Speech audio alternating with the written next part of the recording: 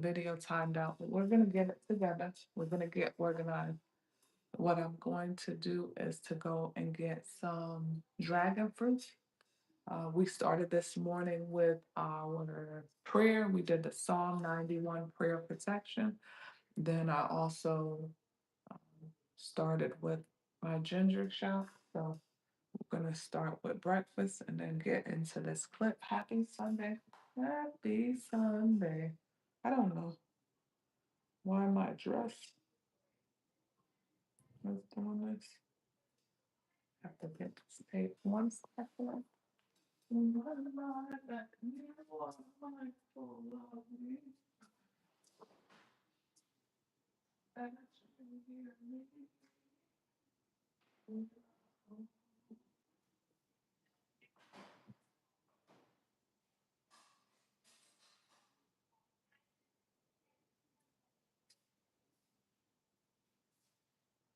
So yesterday we had one half, and today we're having the other. Good morning, everyone. This is the dragon fruit with fresh you shaking. Mhm.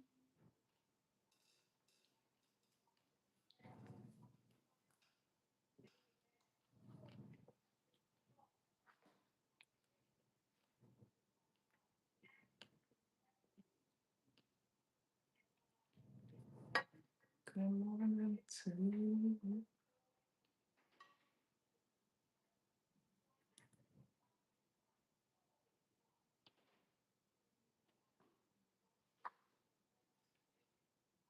Good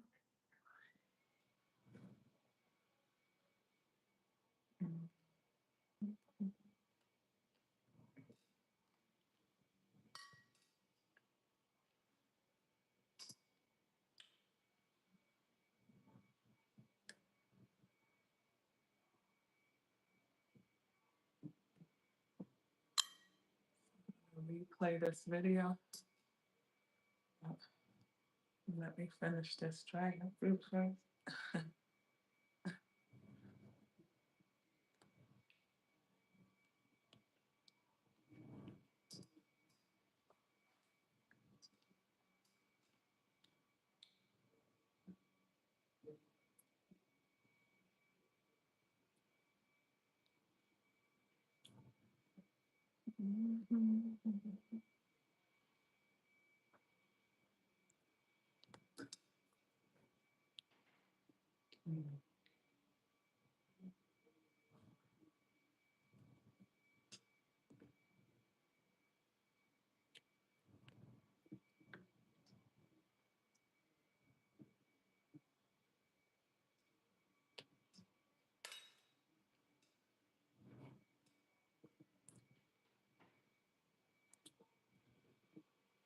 Good morning. We were just on live chatting, and my live timed out. So we're back finishing up some dragon fruit. And then we're going to get back into the martyr topic. This morning, I'm scrolling through TikTok, and we'll be talking about just some of the shorts and clips that I've seen. And I'm just giving you my reaction. Hi, good morning to some of the clips.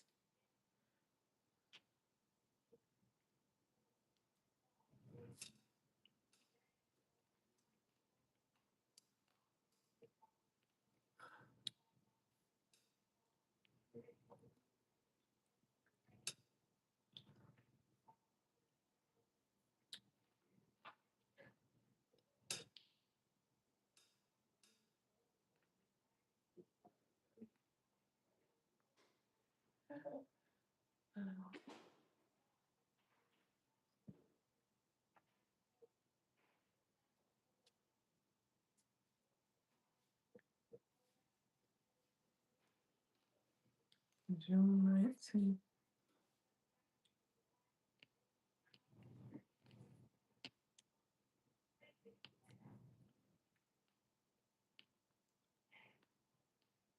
Hmm. When is the 19th? I told, I said, if you guess, I will confirm, but you have to guess.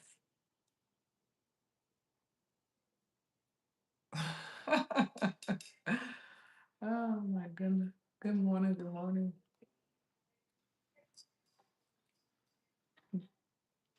This is so good. A nice, light, healthy breakfast. American, okay.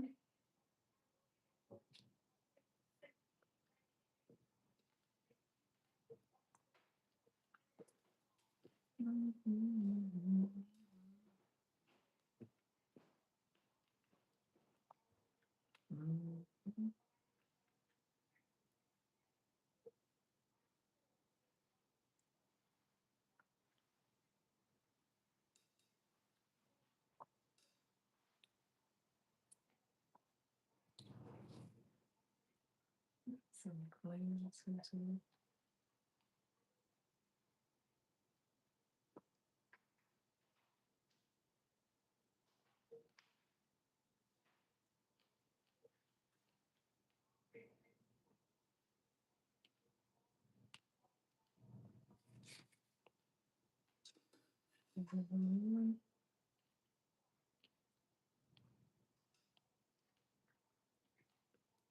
this life is so quiet.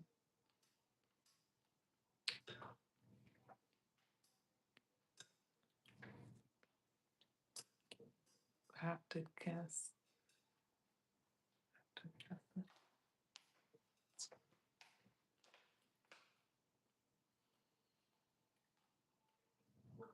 Hmm. Is it all on the chat?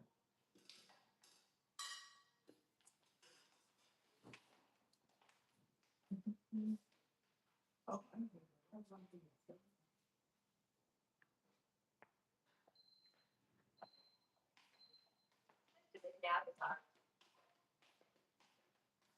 We're going outside. You just put on your bed shoes. No, something over there. No, normally I'll have all my slippers. Mhm. I'm gonna mhm. I'll put on my slippers.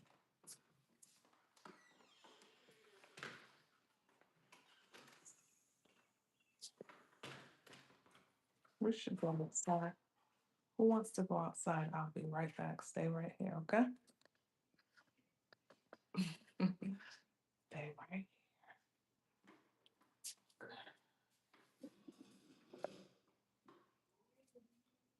I'm on my way to my destiny, to victory. I'm on my way. I want some shoes, no chains holding me. Right in my reach. I see praise. Going outside. Going outside. Outside. It's nice out here. Mhm. You can't get rain today. Think we're gonna get rain? I think so. I want to cut the grass in the back. Get my phone.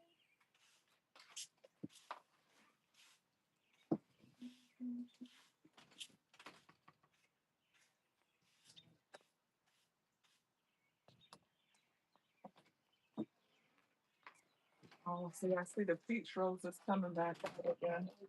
But the other two roses, they haven't, they'll probably be blooming. Will probably be blooming shortly. Let's fix this candle. That's good.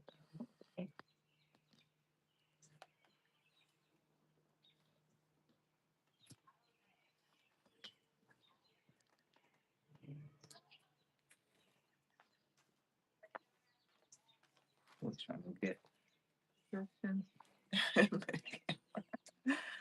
Okay. So we're gonna do some TikTok reviews. You hear the birds singing? Do you hear the birds? The birds are singing. Okay. I hate to see those beetles so bees with the plants.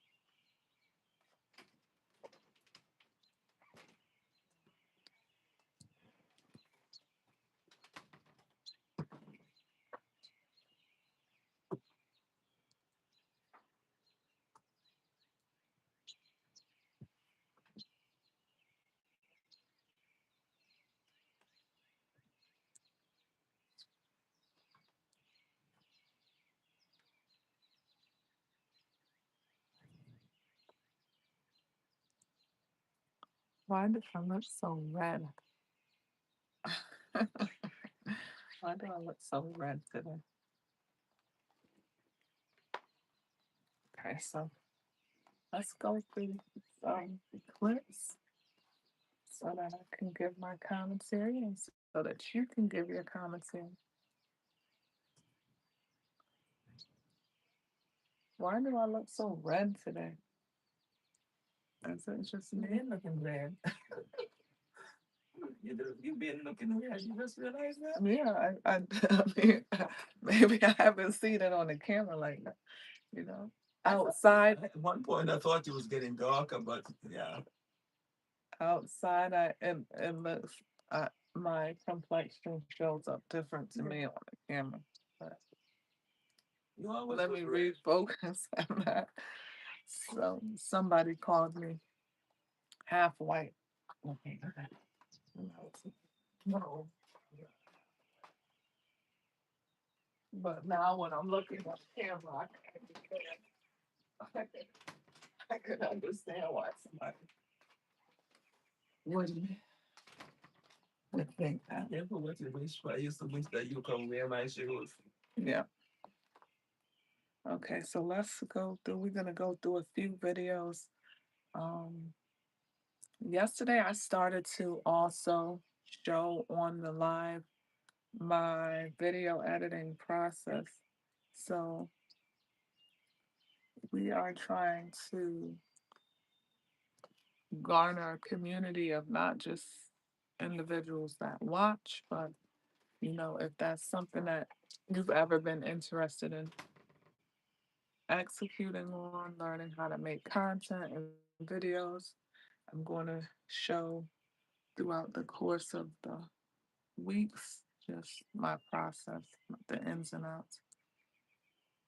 So let's go to TikTok. We'll talk, we'll scroll through some videos, have a little chat session. Okay. I am like so lucky to be alive. I am like so lucky to be alive right now.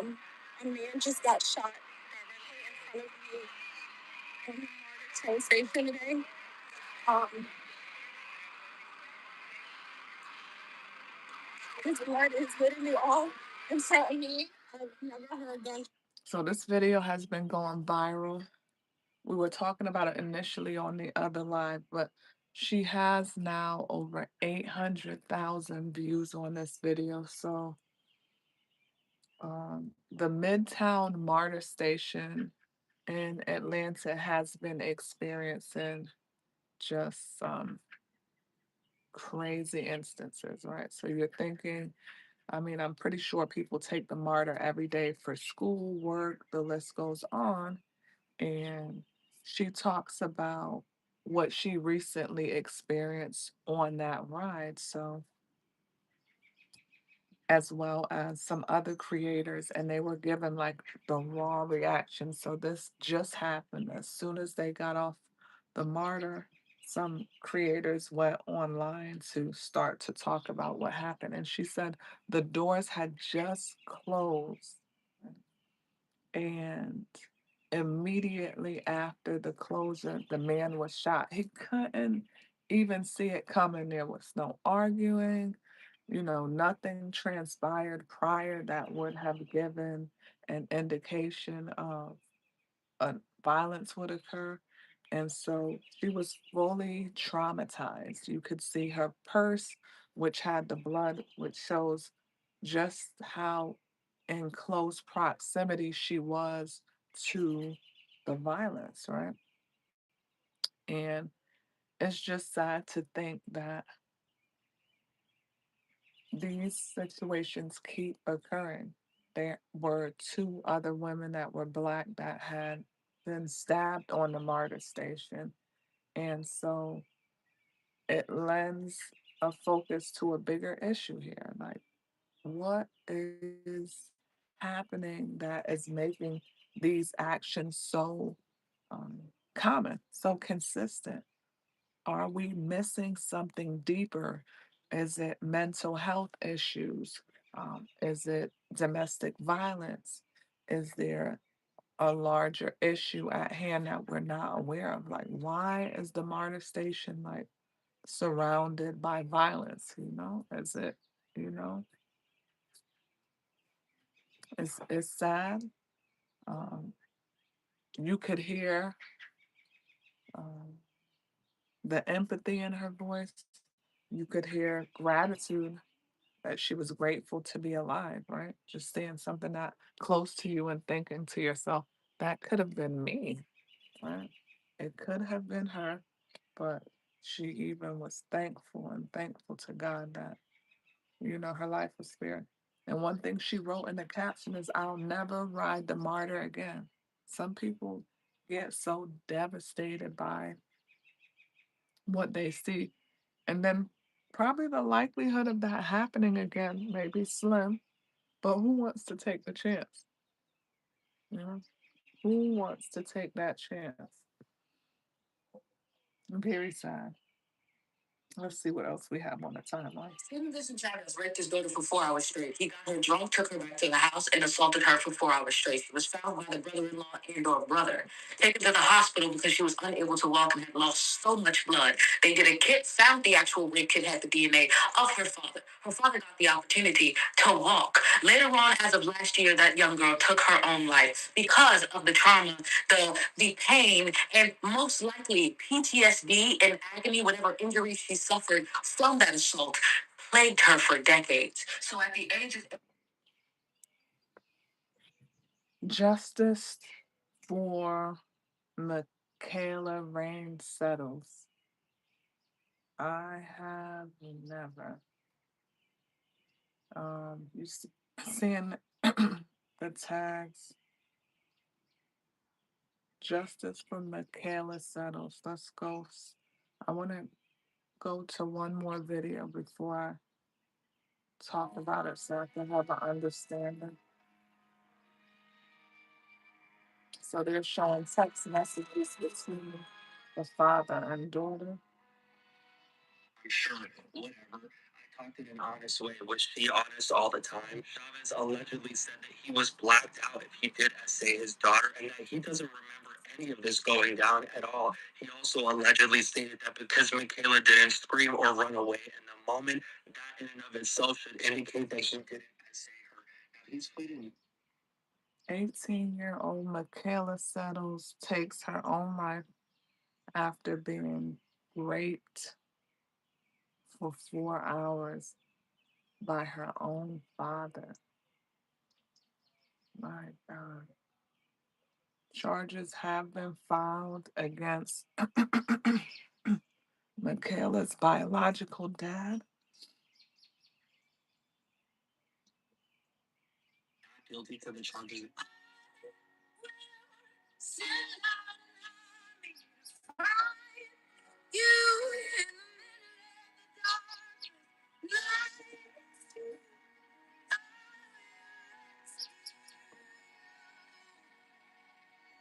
Yeah.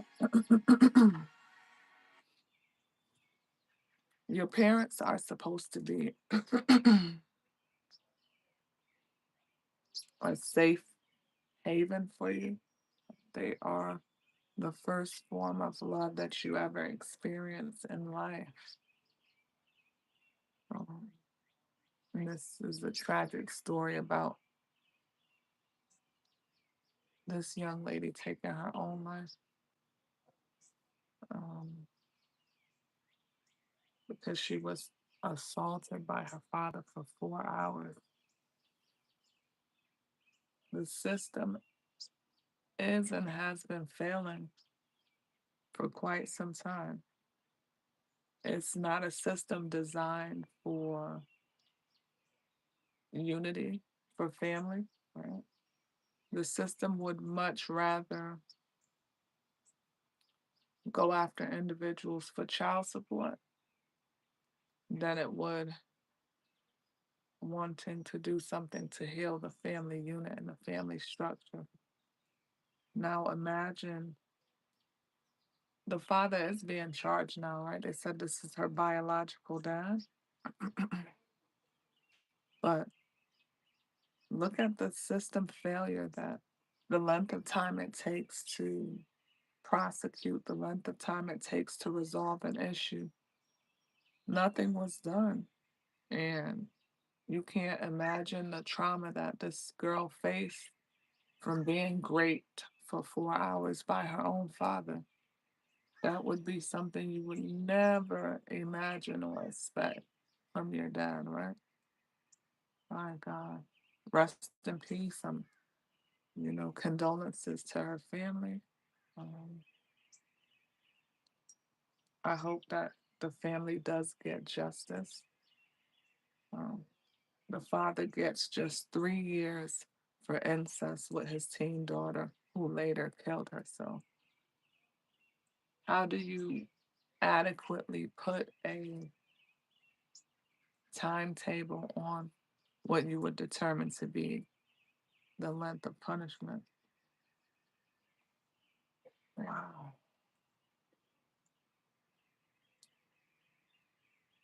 that's very sad. That video is a prime example as to why you should just leave. I have the person tag looking at the video that I'm talking about. That woman found out her man was cheating. Y'all, please watch the video. She packed up all his stuff and took it not only to that hotel, but took it to the room that he was staying in. The story that I was just talking about was pretty sad. The father assaulting his daughter. Like, yeah, some of the things that you see on the internet, you just is sad, right? It's sad to know that we live in a society, a culture where things like this occur and it's normal and it's normalized. So yeah, I just was still thinking about that. But we're going through a few videos. Coke or Pepsi? Good question. We're gonna have to go with Sprite. We're gonna go have to go with an option that wasn't even put on the table. I don't like I'm not very fond of soda, but if I do drink soda, I don't like the sodas that I would consider to be strapped with molasses. So you won't see me with Coke, Pepsi, Dr. Pepper, right? I like more like Sprite, Mountain Dew, um, yeah, those types. Or maybe even cultural sodas like Jupina. That's like a pineapple soda, but no Coke, no Pepsi. No, no, no. Salute. Hey, salute. Good morning. Good morning. We're going through a few videos on TikTok. I should get the tripod for this one. 1 second. I should get the tripod. I'm on my way.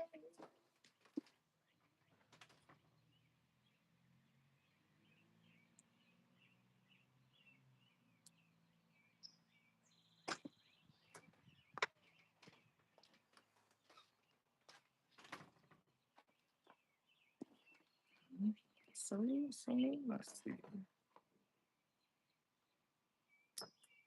We need to make it a great sales day. Let's see here.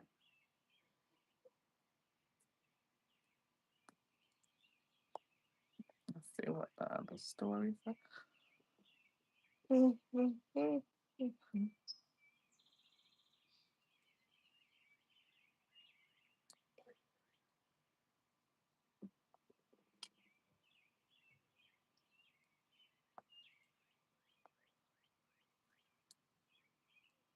Can you hear the birds singing?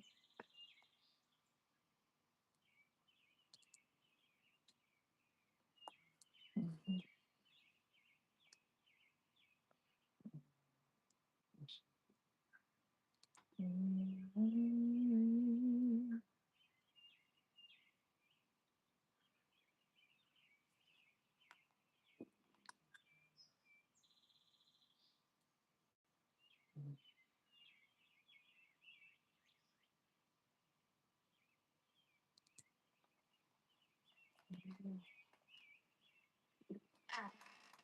Good morning. I've seen a few of your videos. Great commentary. Thank you. I appreciate that actually. Um, my commentary is normally more voiceovers, but we're gonna switch up the content slightly and start to add the commentary where I'm actually on the stage reviewing the videos live.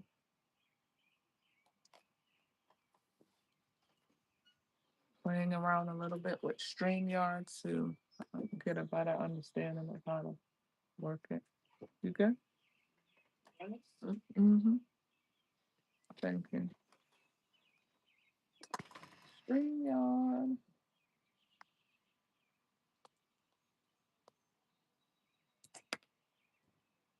It's 11 o'clock.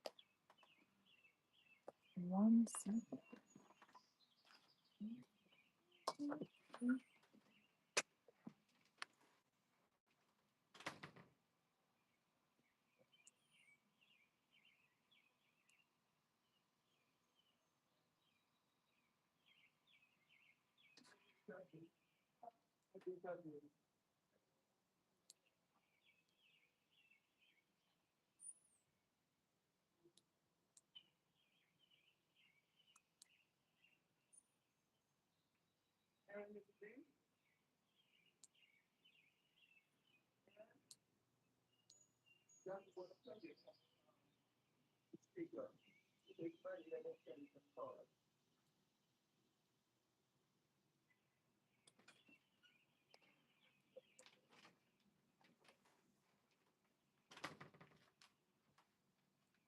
You know, I feel like doing cooking out today. I put a few pieces of stuff on the grill. Anybody interested? I cook out in years. Huh? I feel like cooking out on the grill. Sure. Yes, there's a little grill back there. Yes. Yeah, I'm gonna have something on the grill too. You sure?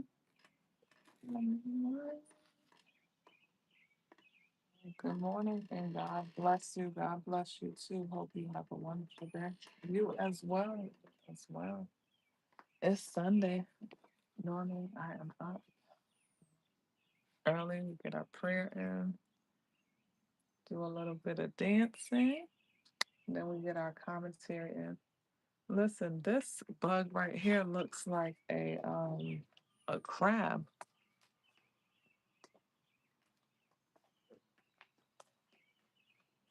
Okay, that's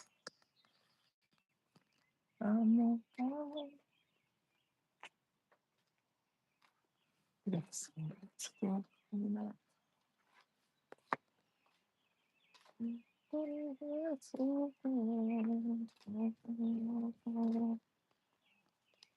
Let's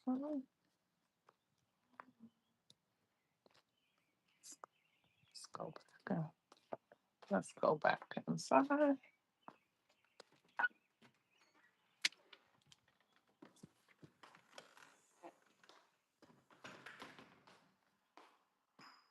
Hey, listen, Mm-hmm. did you find the cable? I wasn't looking for it. For the speaker? Mm-hmm. You don't need it? Mm-mm.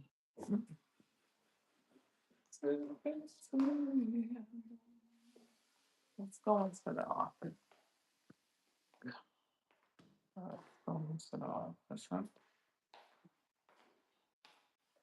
Take a quick trip. Get our slippers. And then good morning, good morning.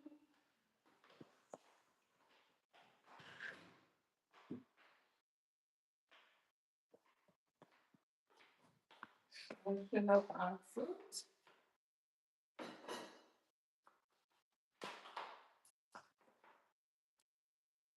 And I wish I could tell you just what I want. And you give it to me just like that. You're somebody's king. You are somebody's king, so. But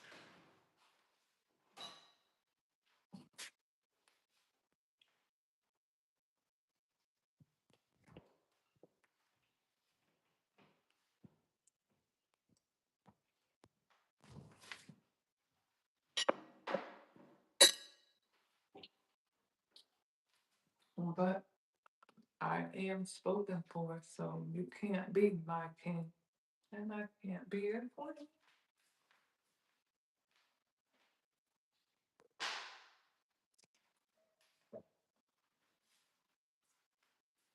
We need to get the computer chair, and I uploaded one video. Maybe today I will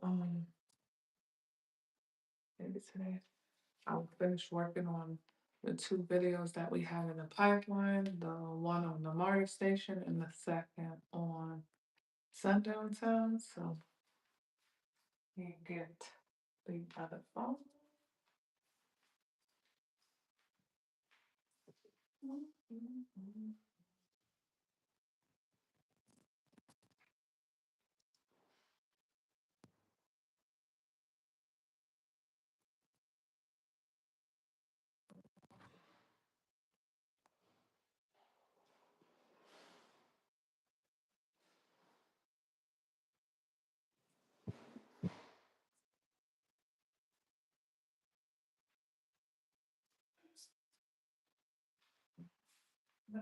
Let's go.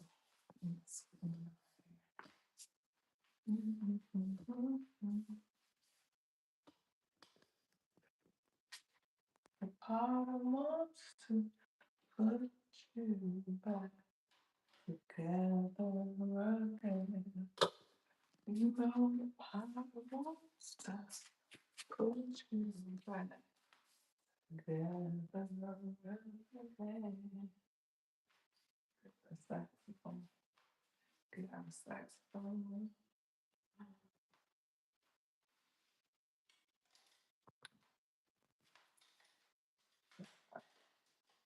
Position ourselves. Get ready to fail.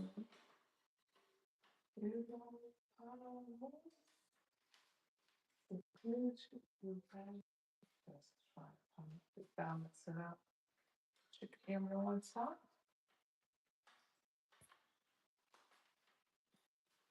You know the power wants to put you back together again.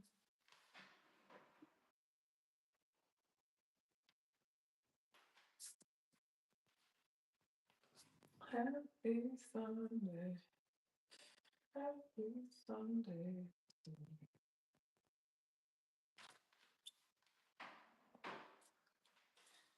Let me start this.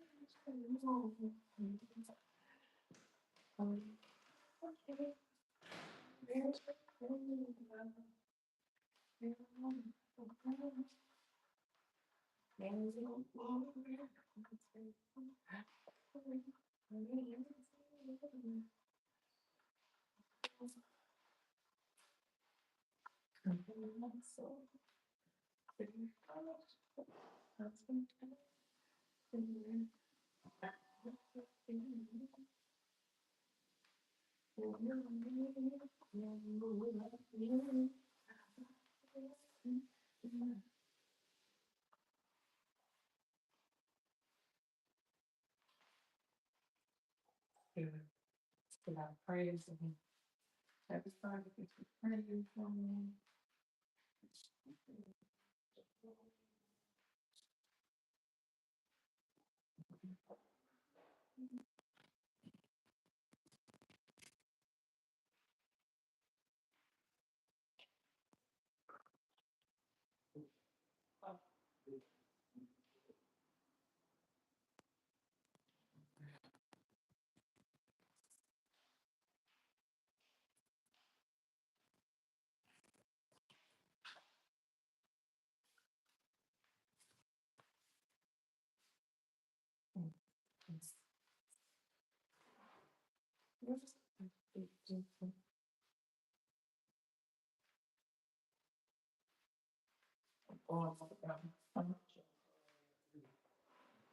Yeah, that's the problem.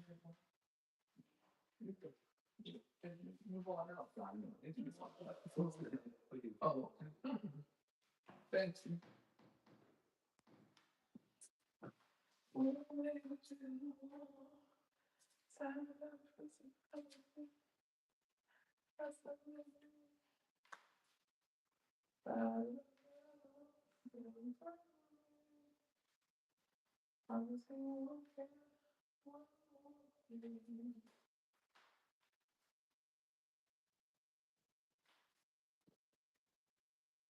There's one major difference between a talk that gets 4,000 views versus a talk that gets 4 million views and a talk. This is something no speaker will ever talk about. This is like the thing that lets me speak at the United Nations 4 times in front of 10,000 people. At Disney, came to G. Morgan Stanley, Lululemon, and that is just like Good morning, good morning. Make sure if you're new here, so like, a few feet away from comment, subscribe. You'll also see volumes of those that purchase a copy of our book, Radical Responsibility. Welcome, we just hit 12,000 subscribers on yesterday, so happy about that accomplishment. Today we're just doing the same routine. We start with prayer, gonna give a little praise and then start working on content. Very cool.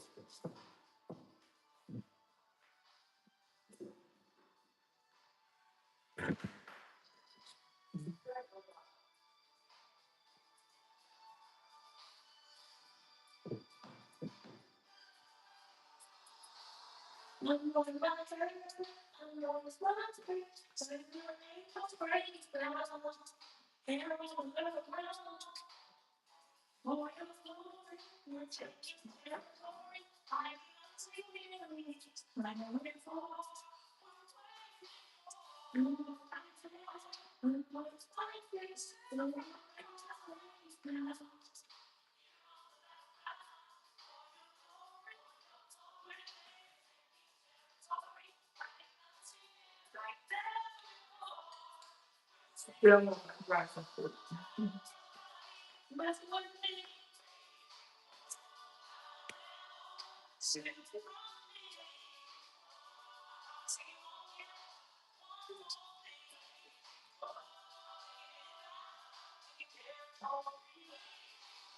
Yeah, let's finish our conversation. I will bring y'all come in with questions.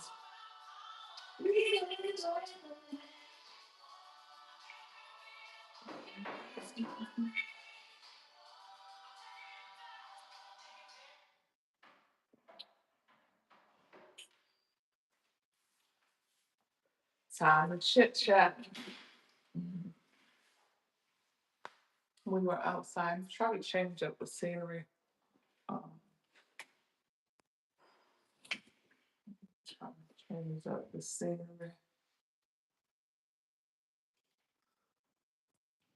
Um, so let's start responding to some comments here.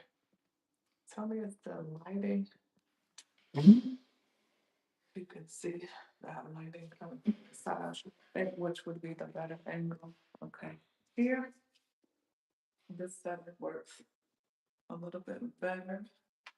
Okay, so um, let's respond to New York first. Yeah, he says, hey girl, what's your thoughts on saying that, on the saying that once you go white, you always stay tight? Hmm. New York? Well, I've never heard that saying before. I have never heard that saying before. So my thoughts on it is, this is an imaginary saying, or maybe you were the one that made that up, but I don't know if there's any accuracy to that at all. But thanks for the question. Auntie, let's finish our conversation from the other day. Listen, they keep calling me the rich auntie. What's the conversation that you want to finish up? That would be um that would be interesting. Dance. We're not dancing right now. You know, you gotta mix it up. Right now, the people they want to sit down, they want to talk, they want to chit chat. So, you know what I'm saying? Have a little conversation, have a little talk. Yeah, this angle is better. Cool, cool. New York is saying white men have small tools. Whoa, okay, okay. Which is, think is ridiculous. Mm, okay, so that's what New York is saying. My goodness, we try to keep it PG over here, you know? We try to keep it PG. So we were talking about first date, but let's talk about marriage. Good morning, love. Good morning. Oh, we were talking about first date. What do you think the rules and responsibilities men and women in marriage respectively? Oh, here you come again, Ray. Listen, we're gonna keep you on the channel, right? I love the discussions. I love the conversations. What is the rules of men and women responsibilities when it comes to marriage respectively? Now, let me say this, right? When we had our conversation previously, I always start with, and we're going to definitely go to the Bible as well too, right? That a man that findeth a wife findeth a good thing and obtains favor from the Lord, right? So, in terms of the role of marriage, the man is the leader. He is the one that finds, and he knows then the qualities that he is seeking in his partner, right?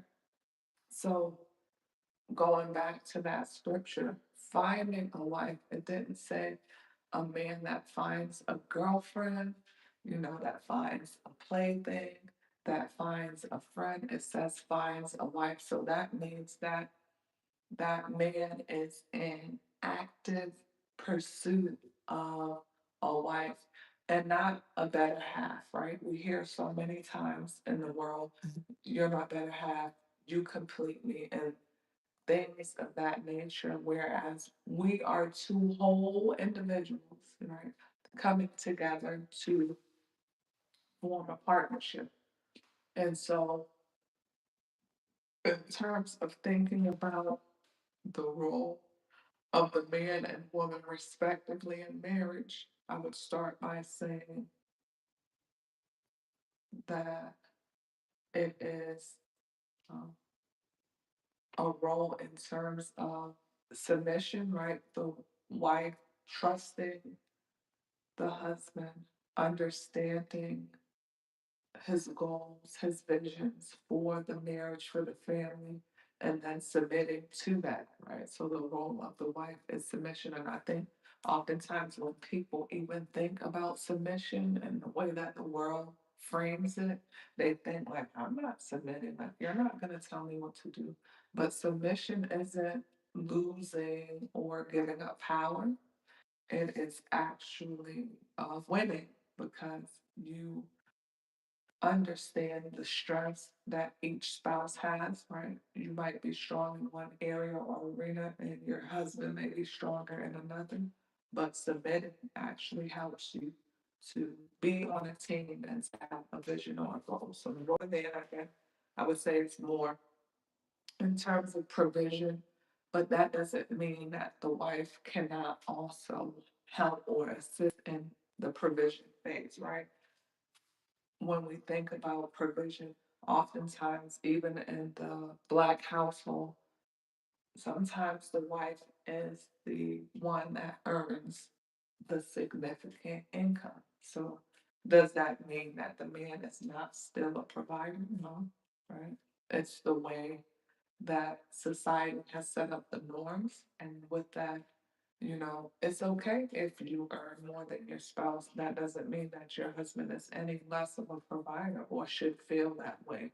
So, the role of the husband, provision, guidance, direction for his family, protection, the role of the wife, respectively, submission, and also nurturing, right? Bringing in that nurturing element into the marriage house because your husband is facing the world 8 hours, if not more, per day. And when he comes home, the role of the wife then should be making it a safe space where your husband can uh, share with you, where your husband can decompress from the woes of the world. Um, and so when I think about it in that regards, based on your questioning, right, we each have a role and also being able to navigate successfully because what happens if we say and we start with the element that the husband is the provider and then something happens where he can't immediately provide, does that mean that the marriage is over? Does that mean that everything falls apart? No, because if we are playing our roles respectively and understanding about partnership, even when maybe the husband isn't able to provide, then there are elements and areas in which the wife can step up, But once we have an uneven balance in the start of the relationship, I think those are the marriages that end up falling apart because if you expect him to provide and there comes a time when he can't, some women leave. Sometimes the relationship is over because they're like, you can no longer do that. Whereas if it was equitable within the marriage, then you really should think about it in the sense of, you know, if something happens, God forbid, having the right tools in place to be able to accommodate and make sure that the marriage is successful, whether that's insurance, whether that is a safety net, a backup plan, being able to save and do the things that will be healthy towards your marriage. So I don't know if that was long-winded, right, or if I answered your questions, but that's just thinking off the dome, like what I would say the responsibilities would be from men versus women roles. Um, Jesus Christ saves. Remember that, everyone. God is more than good. Come on now. This is true. He's been better to us sometimes than we've been to ourselves. I agree with the Bible, especially in this day and age.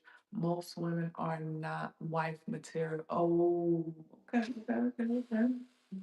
You came in swinging with the fighting words. So if you find a good woman to be a wife, that's amazing. Right, right, right.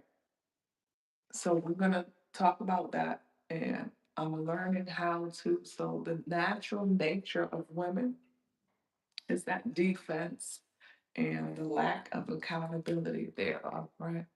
So what you are saying is accurate, right? Earlier on the line, I was playing from the Young Miami video where, you know what I'm saying, she's talking about spend that, and talking about scammers and all of that stuff. And so you're seeing videos that are circulating around social media with everybody like dancing to that song. But it's like, what are you actually saying? What are you promoting?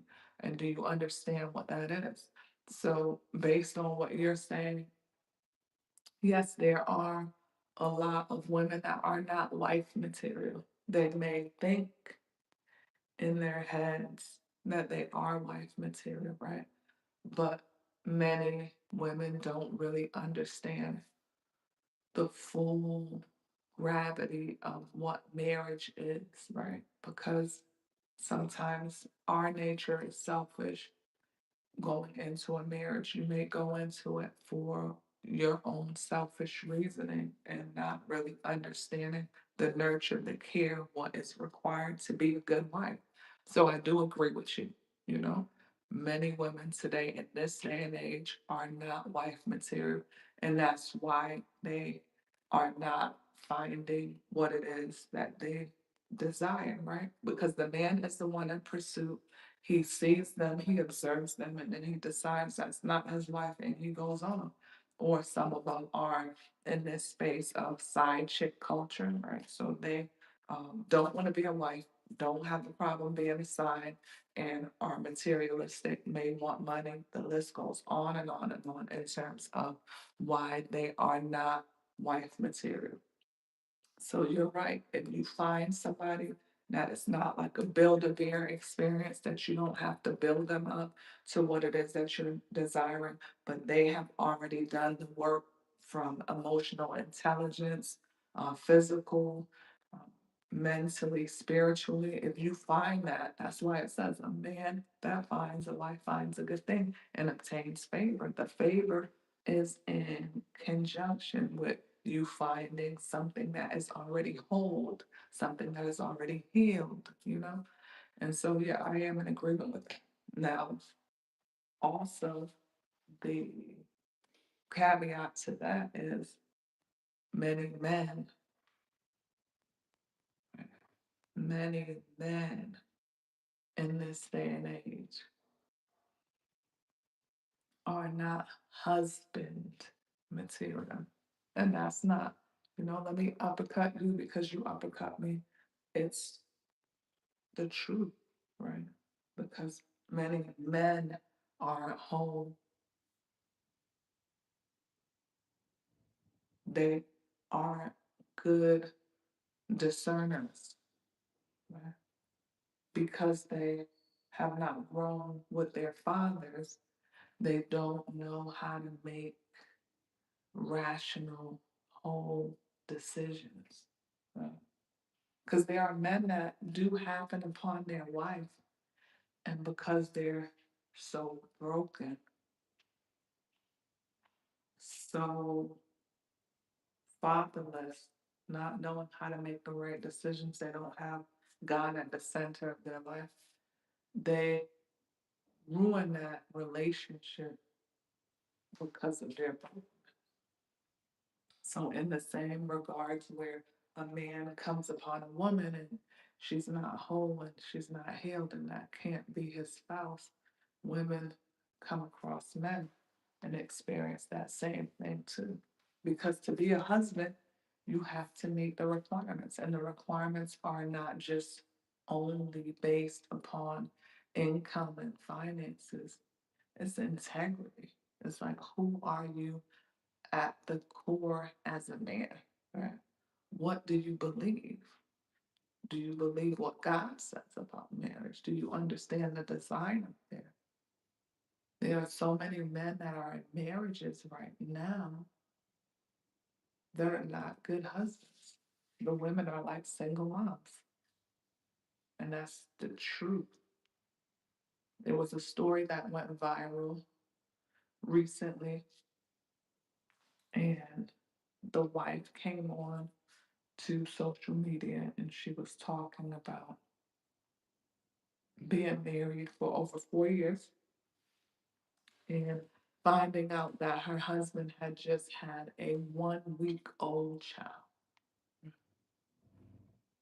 So, more to the story, the guy had a felon history, and the list goes on. Um,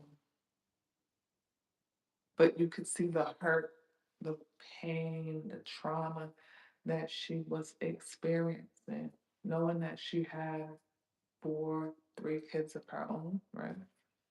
And then having to navigate what is the next steps. And this woman, so broken and hurt from what she had found, stated in her line that, like she can't even bear the thought of having to incorporate the new child into their lives and just the things that would have to transpire at this point in time because of her husband's infidelity.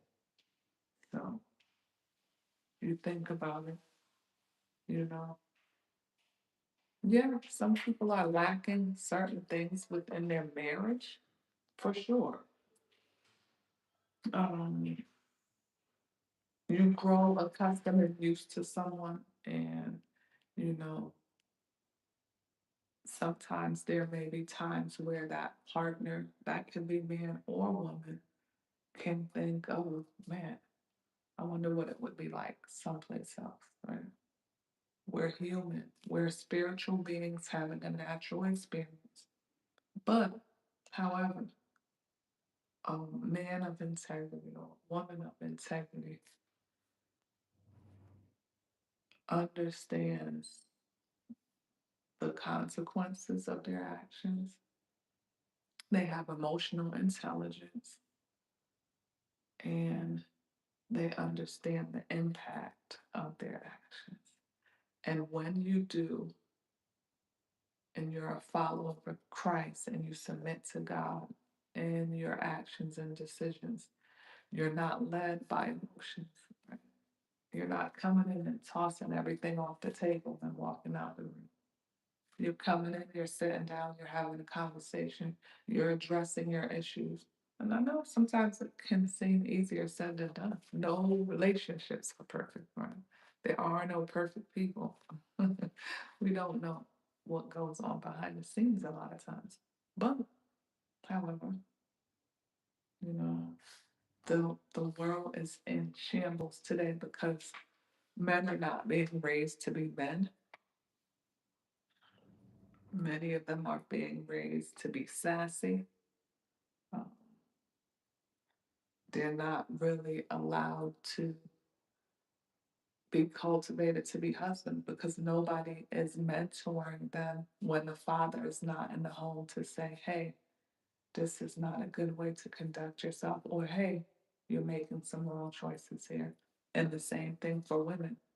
Women need a whole overhaul right now. Right?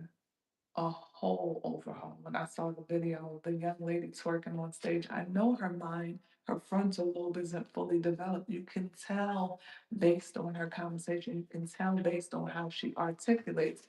She doesn't even understand the gravity of what she does, but she thought it cute to twerk across stage. Maybe a man may think that he doesn't want that to be his wife, right? Because you want to have a legacy within your marriage. You don't want to start off the marriage on a bad note. So, yeah, we need uh, cultural overhaul.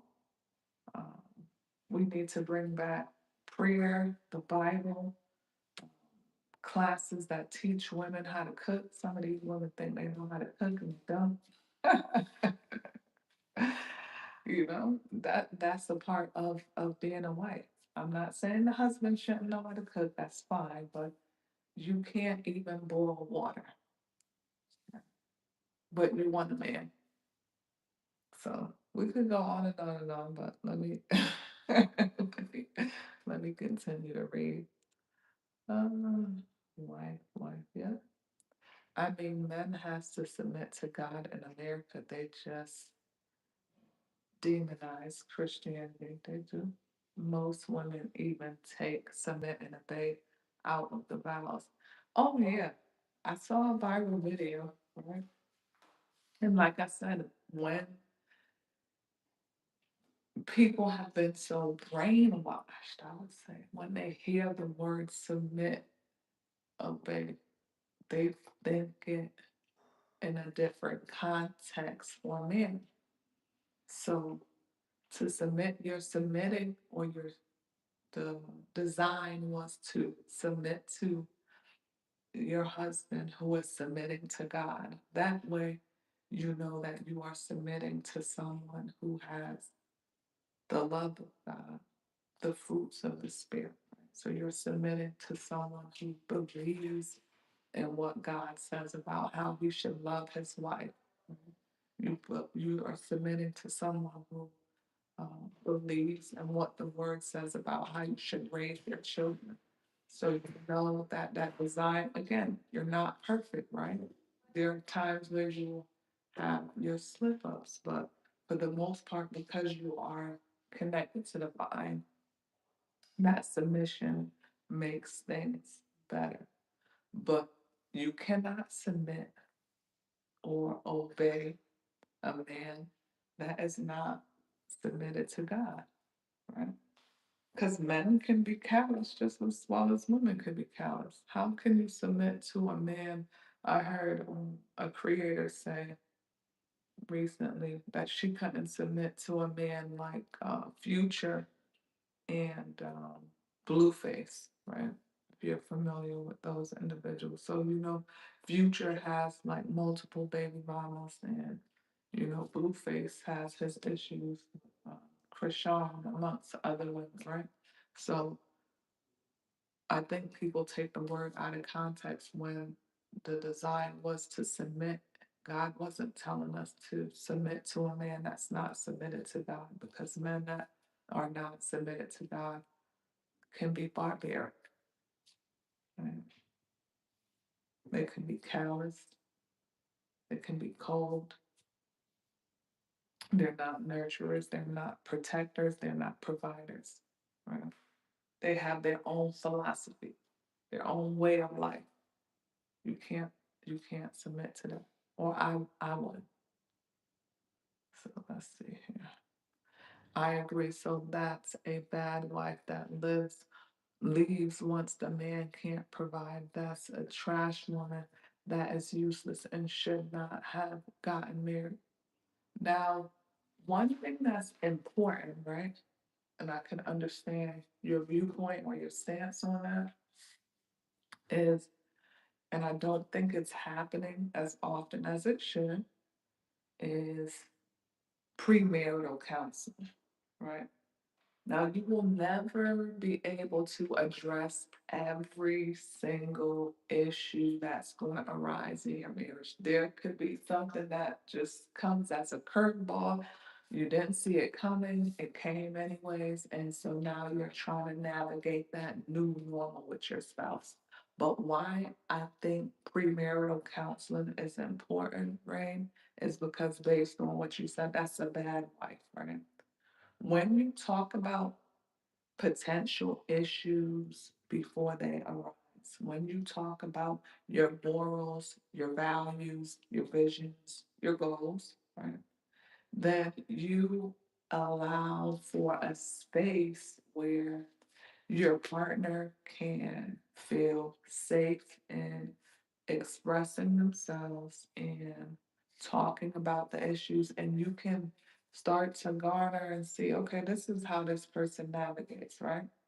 People do change as well, but for the most part, premarital counseling is something that would allow you to be able to see if this person is a bad husband or a bad wife, or a trash husband or a trash wife, but we do have to be careful throwing those words around, because just because someone doesn't align with us spiritually, emotionally, physically, That doesn't make them a trash person or bad person, right?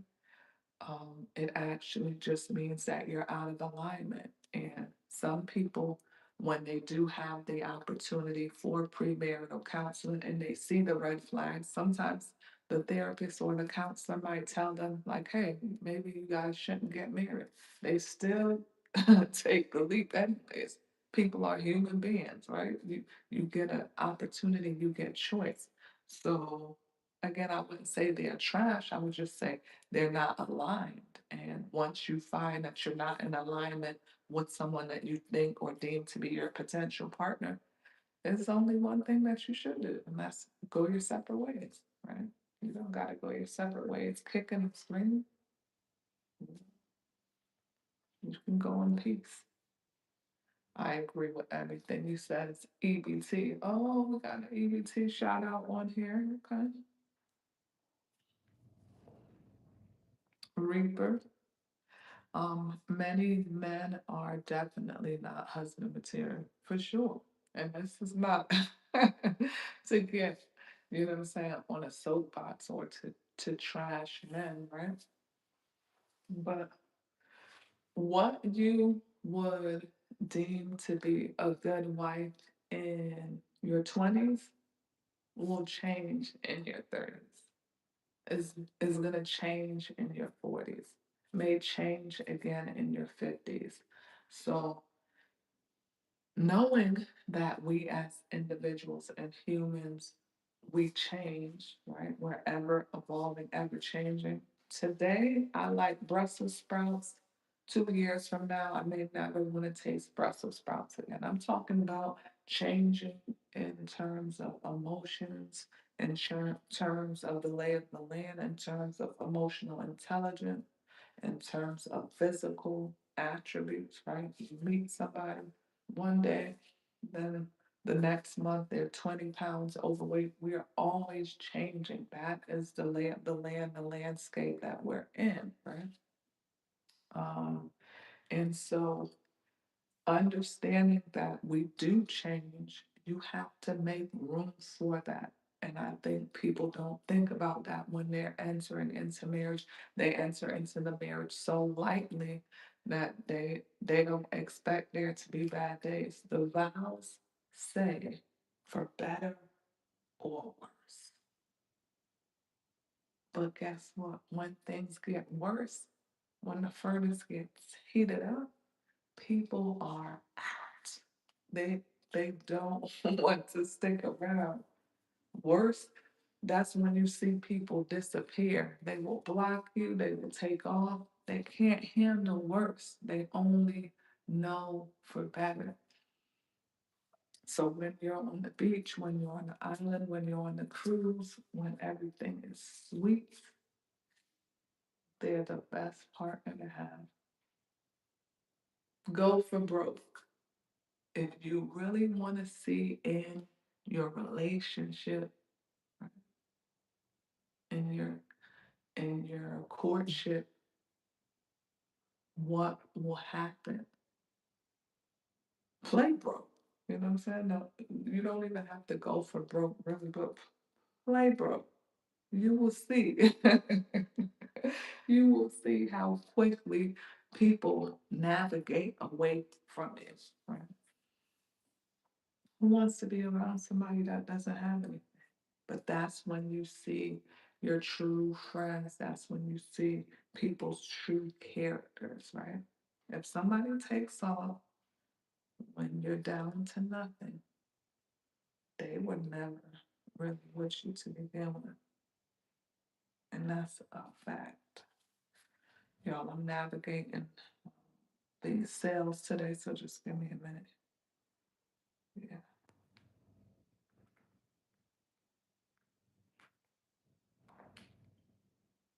See, because I got this book. You got me on the marriage topic. Now I'm gonna have to read this book today. Somebody recommended this book to me. It says The Seven Principles for Making Marriage Work. People like the idea of marriage, but don't have the full stamina of what it takes to cultivate a healthy marriage. And it's worse when you are in a family where you've never seen a healthy marriage before. Right? Imagine you see, your uncle and his wife always in some type of altercation. They always got the police at their house. Or maybe you might be in a space where you've never seen anybody in your family get married. You know what I'm saying? It's just a bunch of prostitution and, just debauchery going on. Or you might see people get into what you would call um, demonic marriages, right? Alcoholism attracted the two individuals, and now you got two alcoholics that are married to each other, and the marriage is going to hell in the handbasket. There's so many different topics that come out of the whole marriage debate. We could sit and talk for hours and hours and hours, right? People come on here all the time. They either ask me to get married, that's a marriage proposal. I have had a lot of marriage proposals on here. I almost got married one day. And then you have other individuals that ask, are you married? And I always say on my channel, for me, I'm in this space. I love sitting, chit chatting, talking about. I'm a private person. I'm an introverted person. I'm learning the elements of social media, right? But I don't talk religion. I know what I believe. I don't try to push that on you. Don't talk politics, and I don't talk my personal relationships. But we could talk for hours and hours on, marriage, any topic that y'all want to talk about. But yeah, Ray, you keep the conversation going. We like you in here. Hey, Auntie, I did not upcut you. Me saying most women are, if wife material does it not an attack on you. You are a follower of God, and the sins of the world do not apply to you. God guides your life. I appreciate that. Let me also say though, right? I am a follower of Christ. I appreciate actually that compliment. And, you know, I will also be transparent because, like, even in any good relationship or marriage, you have to be able to take accountability for your actions or the way that you react. So, even with being a follower of Christ, that doesn't mean that I would be a perfect wife, right?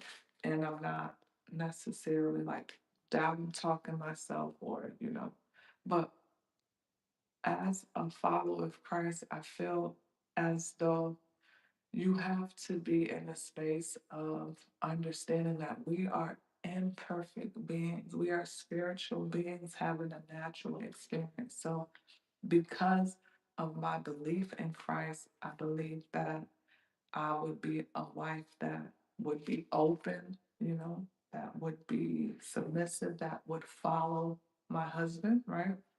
And would also be a praying wife.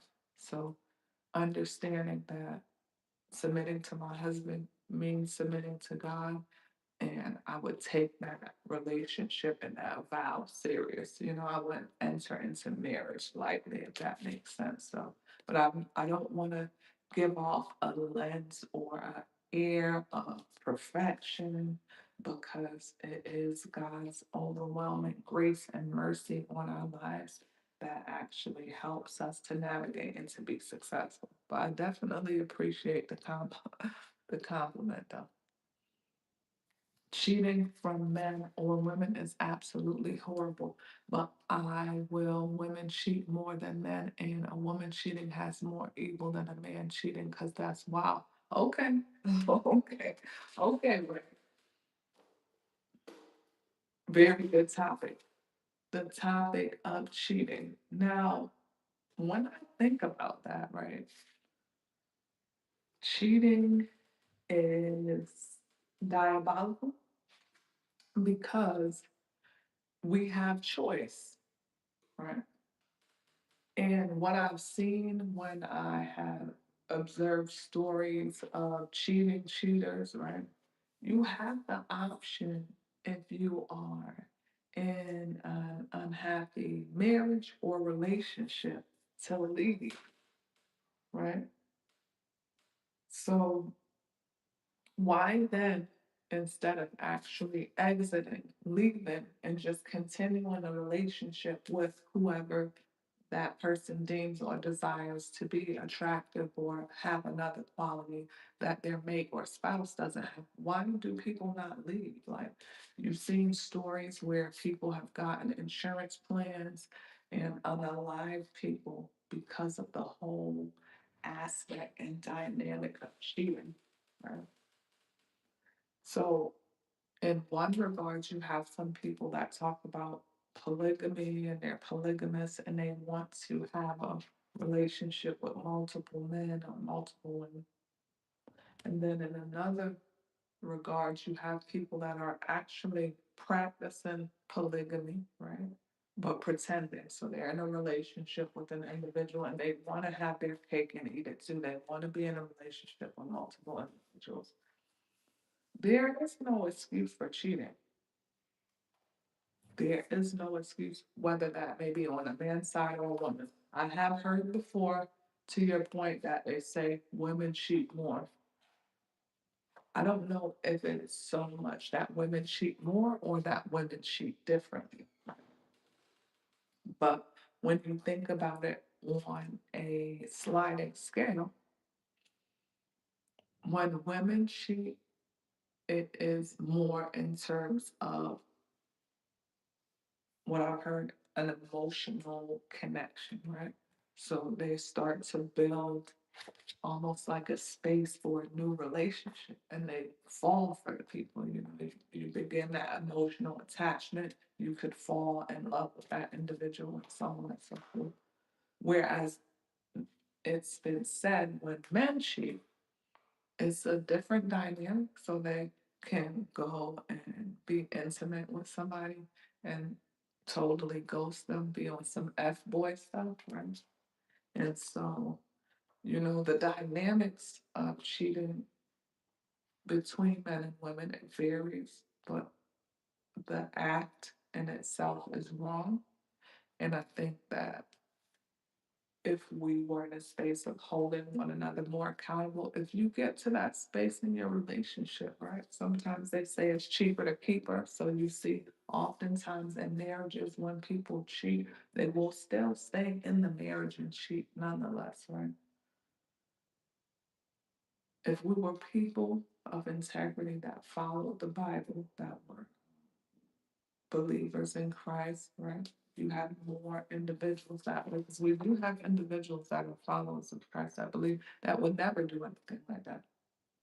But because our society is so cold and callous, that's the reason why this side chick culture thing came out, right? The side chicks be wanting to be so relevant, like this tug of war with the wife. Side dudes, right? In tug of war with the husband.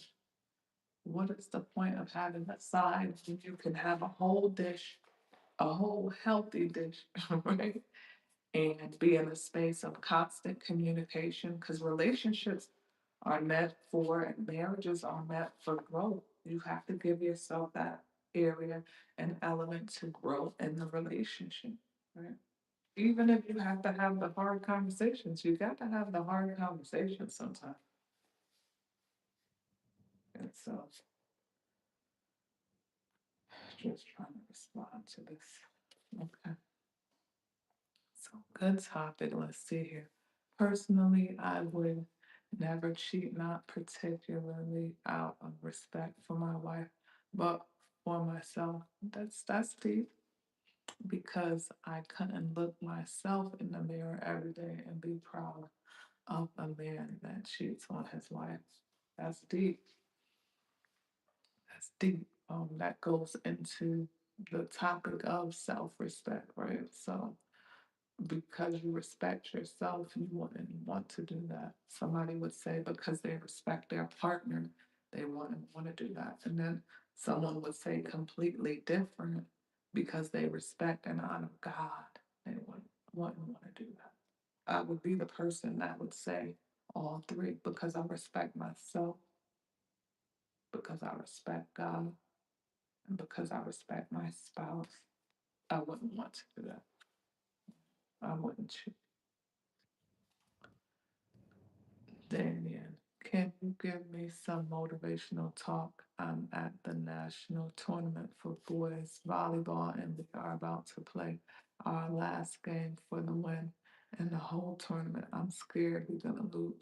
Well, Damien, well, let me just say, even congratulations in getting that far to the national tournament. Just be reminded of the scripture verse, Philippians 4:13. I can do all things through Christ who gives me strength.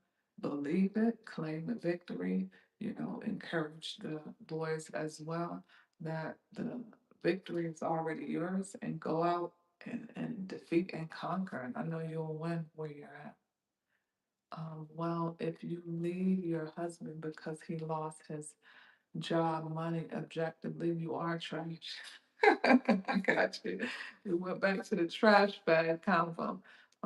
You are a trash person because you are demonstrating disloyalty, lack of reliability, and disingenuousness.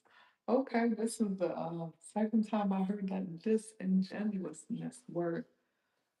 Let's say already, right?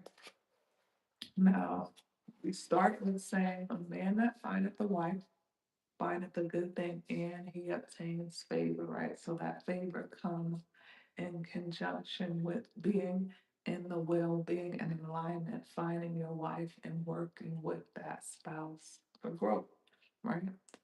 So now you found a wife and it's going to now be dependent on what the characteristics and the qualities that you were looking for in that woman. Now, let's be real, because if we're gonna have a talk, we gotta have a real talk, right? So, some men, when they're looking for a wife, they may be looking for one thing or another. Everybody has, and God knows the desires of your heart. So, you may be looking for a wife that is a believer in Christ, that's attractive, that's submissive, that knows how to cook. So those were the qualities that you were looking at and the women that you were talking to. You started to kind of knock off the check boxes and saying, okay, that's you, that's not you. And then you made a decision and you went with that, right? So now, when we're speaking in reference to the woman that we're claiming to be a trash person, again, I don't know if that's a fair statement. And the reason why is because what happens to the man, right? And I saw a story that was going viral on social media, but it was actually an attorney telling the story of one of her clients. And the woman was a younger wife, her husband was older, and he had always worked, had a business, right? Been well to do financially. Now, this man, when he courted his wife, he was looking for a young woman that was submissive, that was a stay at home mom, or that would be a stay at home mom in their marriage and dynamic. And so when they got married, she had never worked. So you are already entering into the relationship in a space, right, where you're telling your spouse that they don't have to work. You're saying, I'm a provider, I have this business, I have the insurance, you're going to be good. So if you put someone down in a space of not having to work, oftentimes when things shift, it's not just because that individual doesn't want to work. If you take somebody out of the job market for 10 years, let's just say, for example, now you have put them in a space where they're not really marketable right now, depending on what they did prior to coming out of the job market. Worse is they never were in the job market to begin with. So you take them out, you make them comfortable, and then God forbid something happens to you. Well, it's hard to even try to figure out or navigate how they would be able to successfully help, right? If you've never had any work experience, imagine creating a resume out of thin air. So it's a lot of dynamics that go into that. Now, that's just one situation, you have many, but I'm just using that to say it doesn't always have to mean that they were a trash person. It could mean that they never had the skill or ability to be a partner that was a provider. It could mean that they don't have the adequate tools to be able to provide financially like you would. If you were a six-figure earner, and now you have somebody that's trying to immerse themselves back into the job market, and all they can get at this point in time because of the climate in terms of employment is a job at McDonald's, your lifestyle is going to be completely different. Completely. So, same with the man, right? Right. Can I put you down on a job resume? Yeah, what are you gonna put me down as? I think a good husband wife does the best they can for the spouse and family. That's 100% looks different at different pages of life, but as long as you are giving your all, that's what's important. Very true, very true. And that's why also thinking in the respects of being equally yoked, right? So if you, for example, get married under the guise of sexual immorality. The only thing that really brought you to your partner was the fact that they were aligned with you sexually, right? You will find yourself in a space of discomfort once that honeymoon phase is over, right? So if you're going towards just one thing, then there comes issues that arise because should not be the only connector, right? You should understand if you can hold an intellectual conversation with this person. Do they believe the things that you do? Because if that's the only connector, oh my goodness, those are some of the people that have the most toxic relationships ever. Because you were never aligned. Your goals weren't right. So when you say in terms of the spouse, they should I think a good husband and wife does the best they can for the spouse. Yes, when you're in alignment, because when you're on the same page, when you get into a disagreement, your wife is praying for you, right? When things fall apart at the job, your wife is praying for you. Like the same thing for your husband. When you are overwhelmed emotionally, your husband is praying for you. Now you have a partnership, you have a connection. It's something that you can build upon, and it's something that's healthy, it's something that's whole, you know.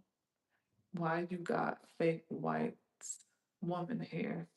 Oh my goodness, I don't know. I just walked in the store and they told me they had a sale on the fake white woman's hair, and how I love a sale, so I had to take it.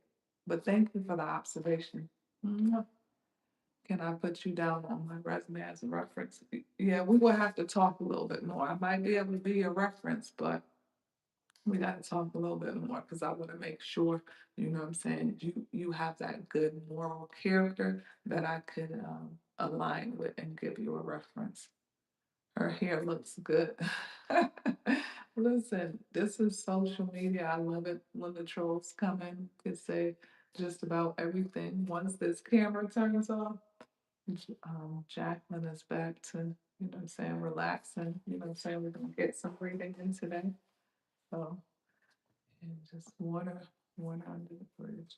Wow, the best thing is to stay with one woman and one make God be the head of your life. I agree. They say that, right? And that's statistically that men that are married, they live longer, they live healthier lives. There have been sources that have said, the opposite.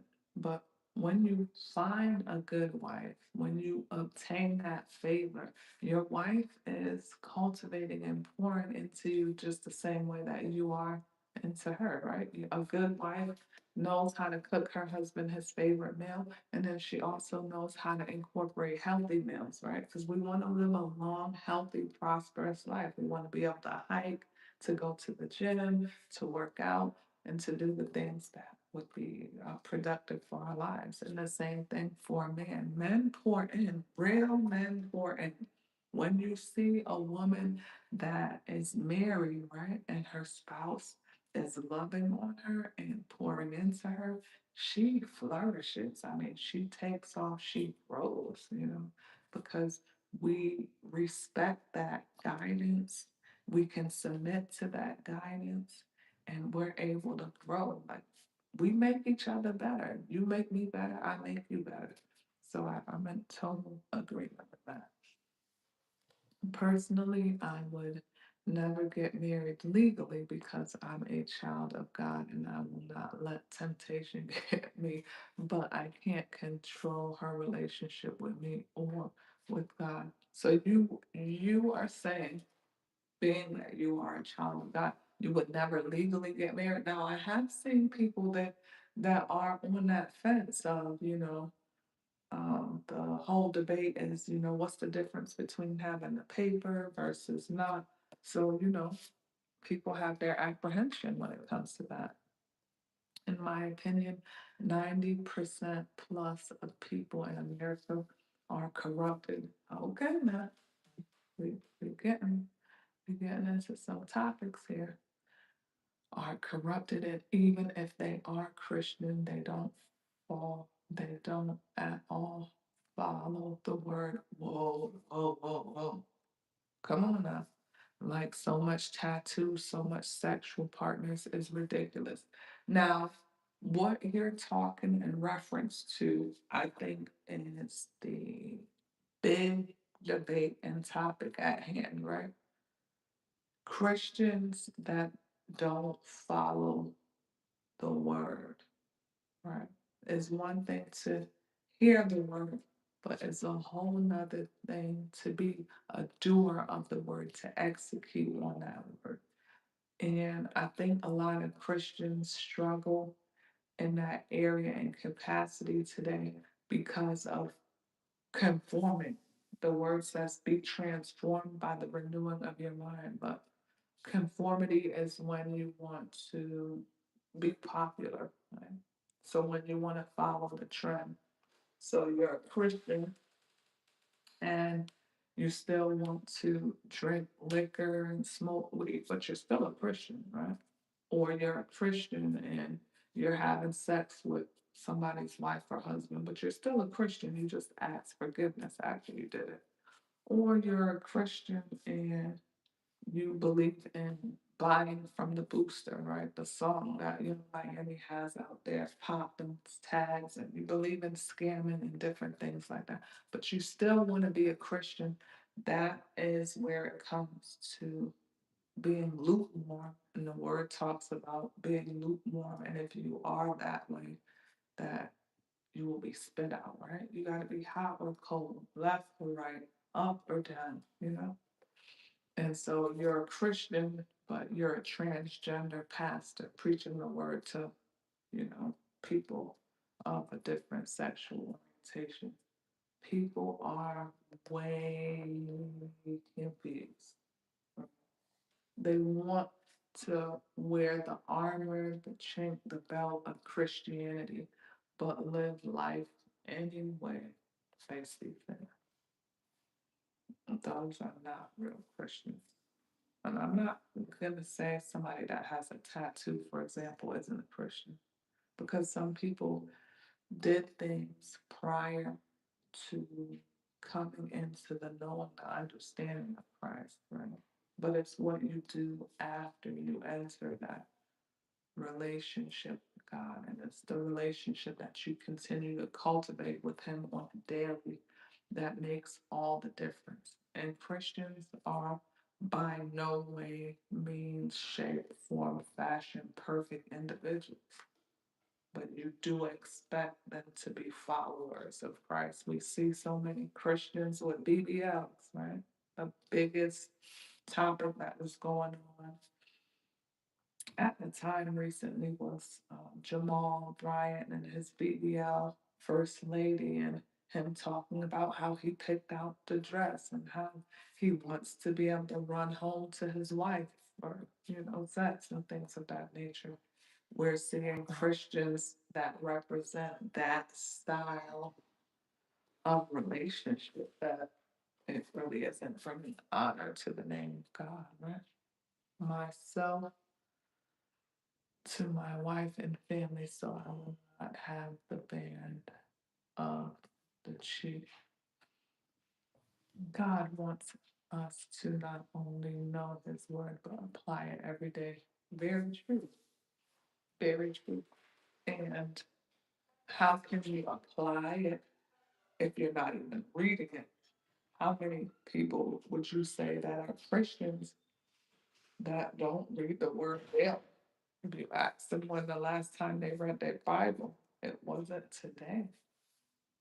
So, in order to adequately apply the word to your life, you have to be a hearer, a doer, staying melody with spiritual songs and hymns. You have to be a prayer, and you have to be reading daily.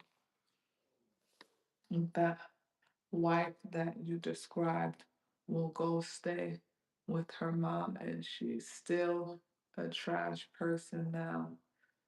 Um, the thing is that she's an adult, and as an adult, you have to be self sufficient if she left when money left. Yeah. But, again, tying it together to say if the dynamics of the relationship was that the husband was the provider, you have to also ensure that you're planning for the future because, we have our working years, right? We have our years of retirement. We may have our downtime. People may get into um, accident, for example, on work where they have workers' comp.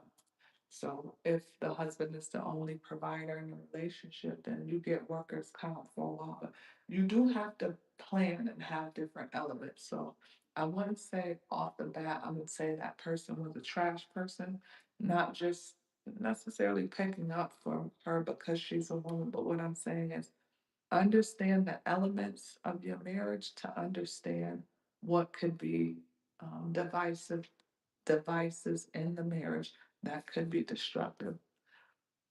Patches of Holloman, welcome back to the channel.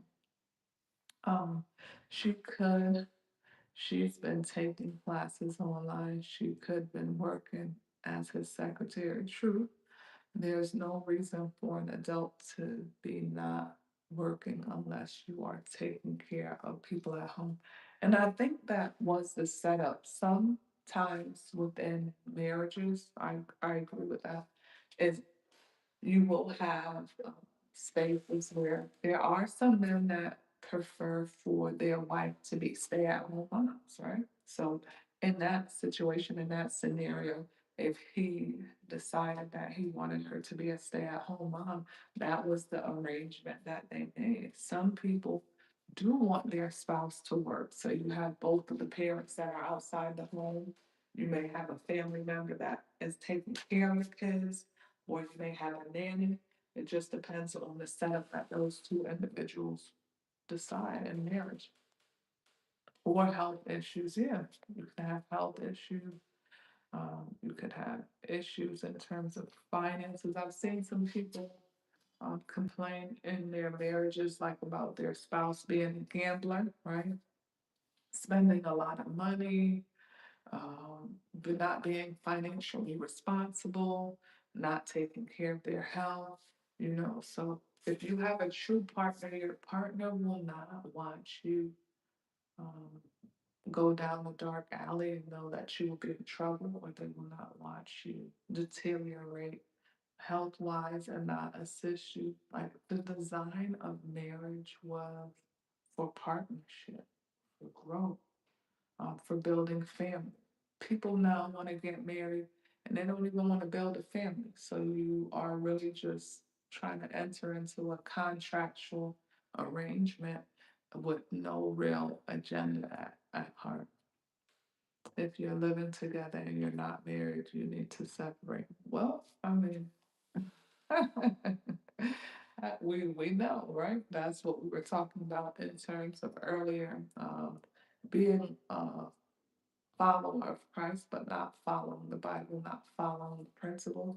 You're talking in the space of shacking, right? So many uh, followers of Christ will shack and then make excuses for that. And then, the thought process is you should be married first before you move into that. What's up, Ted? What's up? Good afternoon. It's around 12 noon here.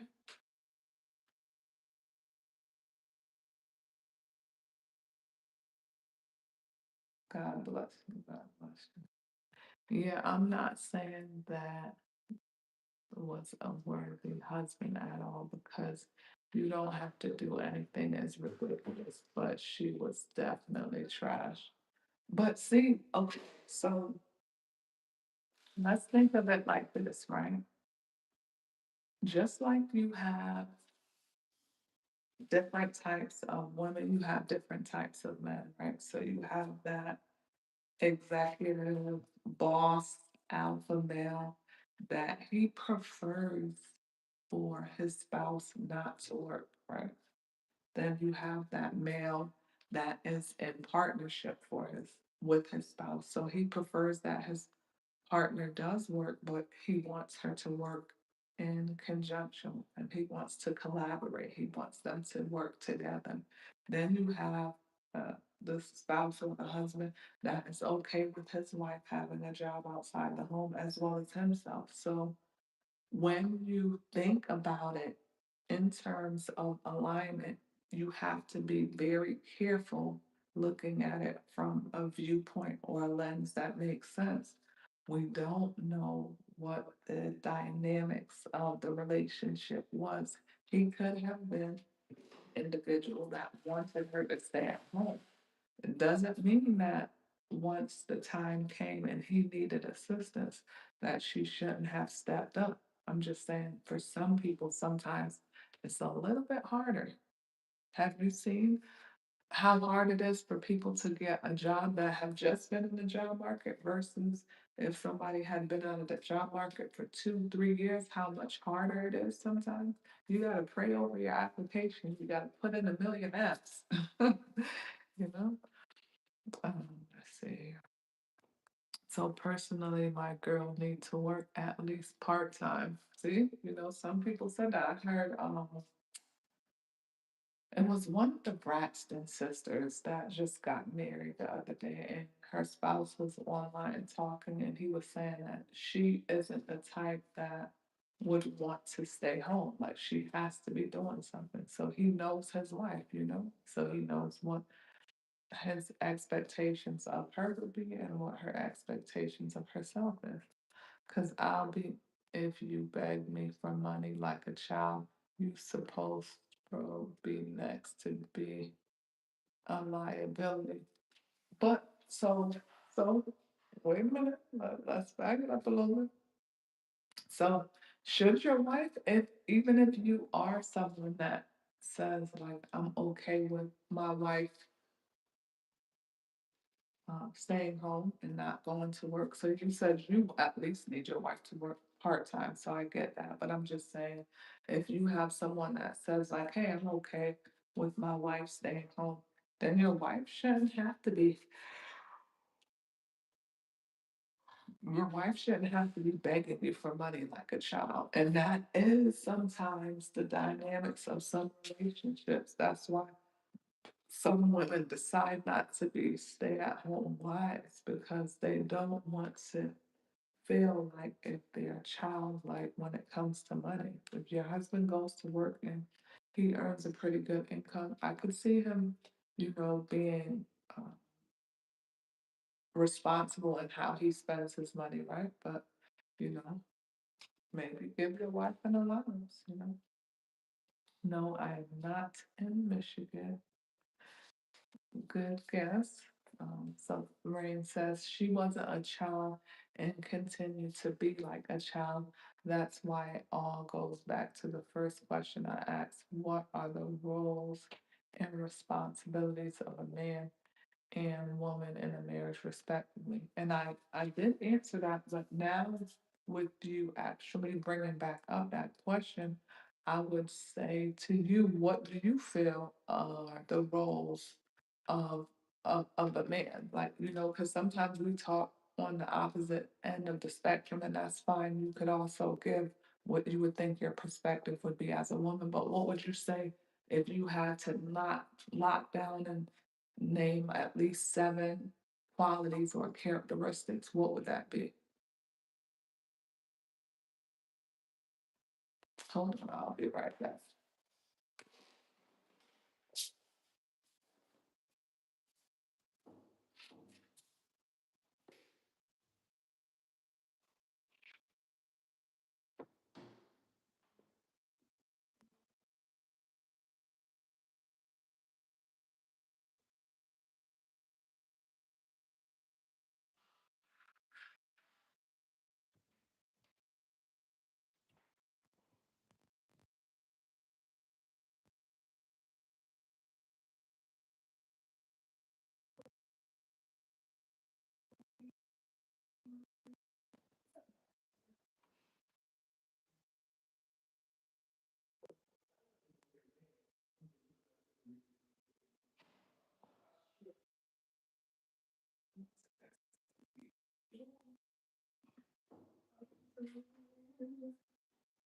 Here's my story. A life invader upon me, you brought me up. Y'all gonna make me read my book today. Let's see here. Second. And he made so Rain says he made a faulty plan and it backfired. It could have. It could have.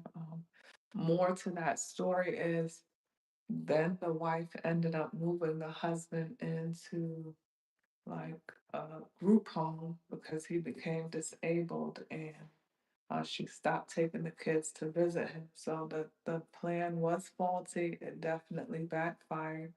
And ultimately, um, her lawyer was telling her that she would have to pay him spousal support. So because he had taken care of the wife for a number of years, he requested spousal support because she shifted him to the home.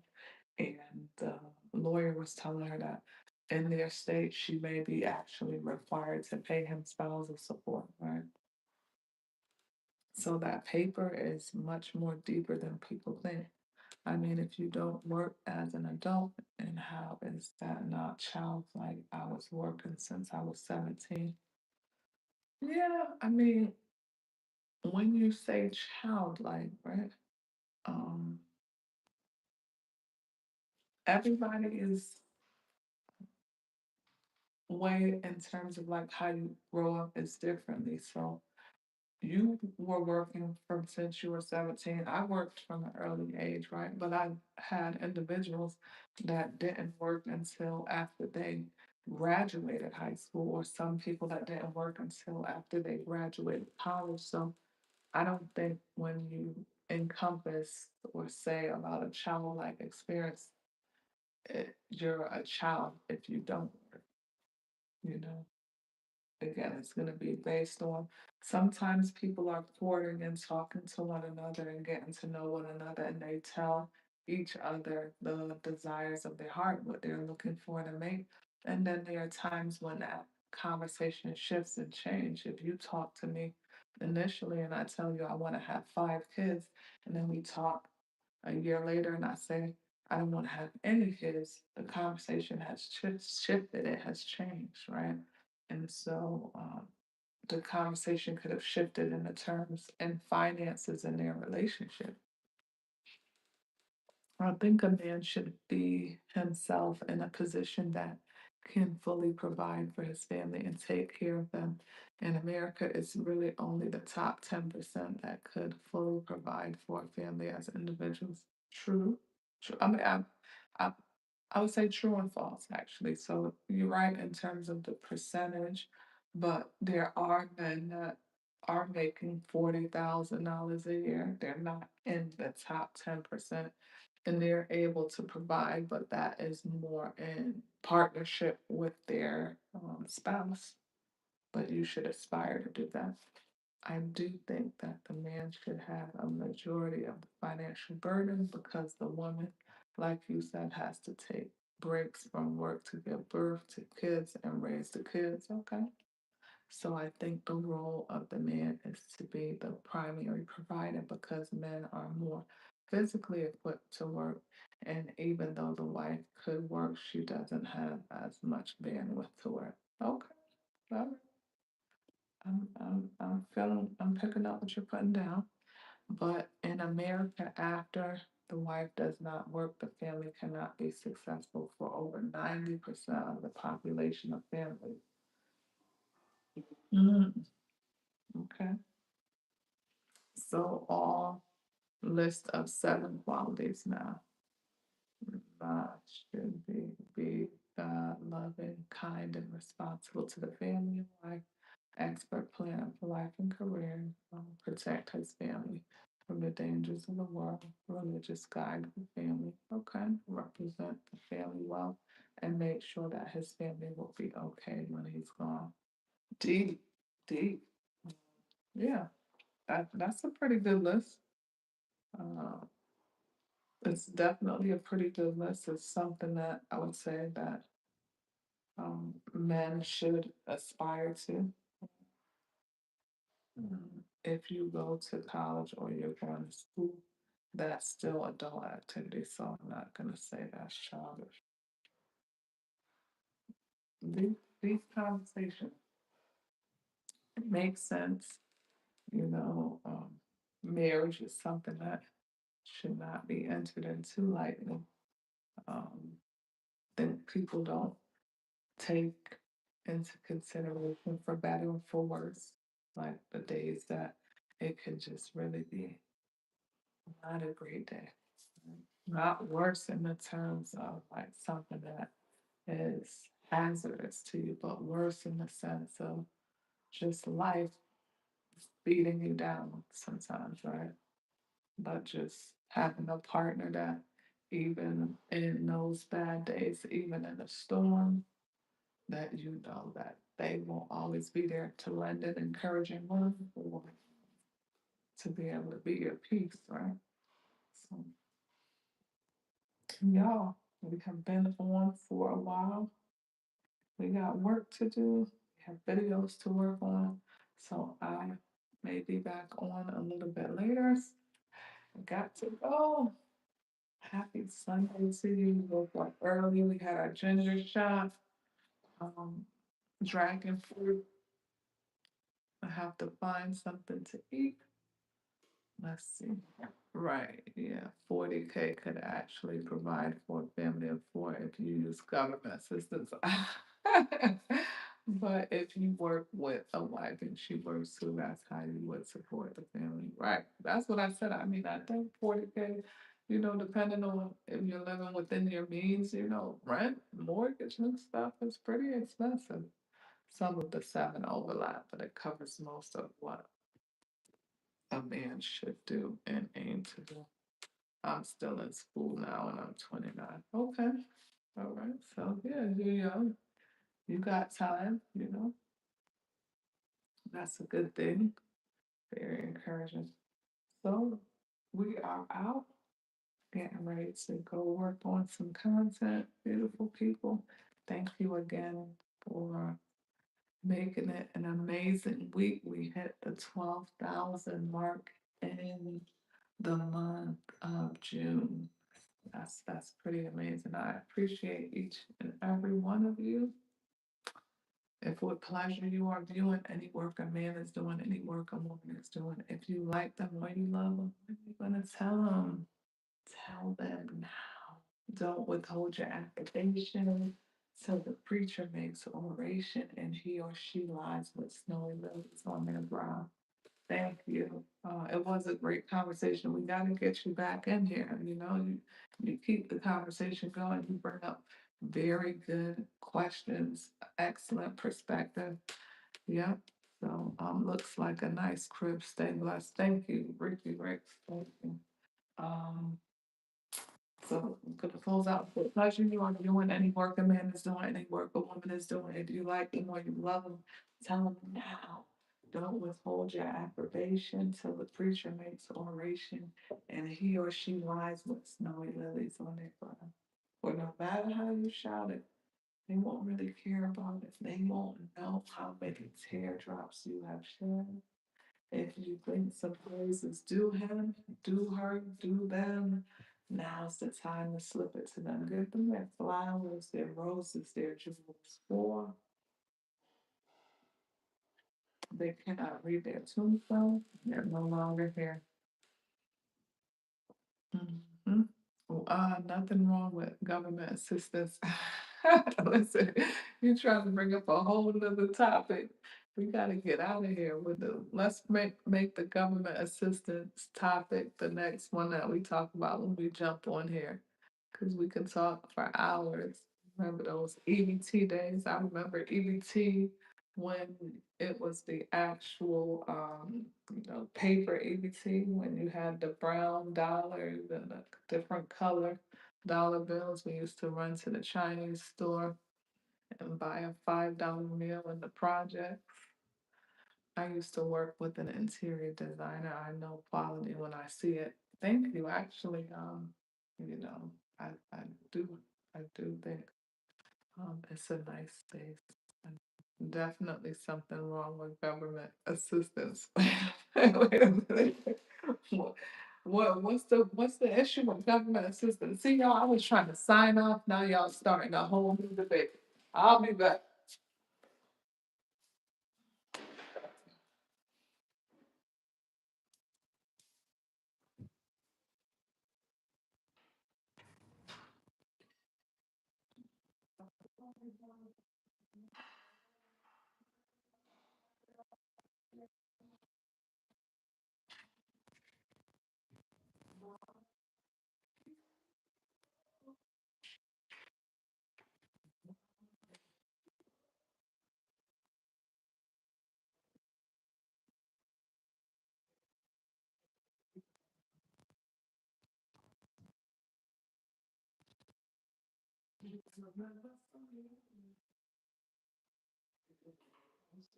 Oh no, she does not work. I'll talk to her. Mhm. Okay, so what are we saying? I was trying to sign off and then y'all wanna talk a little bit more? Okay, so um it's crippling. Amen. I'm down laughing out loud. I'm from Baltimore. It's generations of people. Oh, oh my goodness. Welcome to the group chat, Ricky Ricks. If you haven't done so already, make sure you like, comment, subscribe, turn your notification bell on. We have promotion going on our books this season. The book that I'm promoting on the channel is Radical Responsibility. Nobody's coming to save you. It's being sold on barnesandnobles.com. You can find the links for all of the books in the channel description. Now, listen, y'all always bring up these exciting, amazing topics, and you are talking to somebody who firsthand grew up, right? Grew up in the project. So I know about the environment. And when I share my story, sometimes people don't believe me because of how I live now, right? But you are so correct, Ricky, in saying that there are generations. The project starts with the physical cage and then it transcends to the mental cage, right? So some people don't and won't see themselves out of that poverty because they have gotten so used to receiving assistance. I know what it's like to be on ABT, both recent and in the past, right? So people do rely heavily on government assistance and they don't see any way out of that. But there is a way out. I know it for a fact because I made it out of the projects, right? But it was my mindset. It was the belief in God. It was going into the right spaces, connecting with the right individuals, mentorship. A lot of things were able to successfully lead me down a different path. Here we go with the shenanigans. What should I do to spend a night with you, baby? There ain't nothing you could do. There ain't no amount of money that you can have that will allow you to spend a night with me. All right. So get somewhere and relax. We're really having a conversation over here. This is not due to government assistance. If you're on government assistance, I'm just facilitate you being able to excel in life without worrying how to survive. Exactly. Mentally, they become stuck. For sure. For sure. And you, listen, I was in the projects. I'm telling y'all a little bit too much of my business on this Sunday, but I was in the projects even recently, right?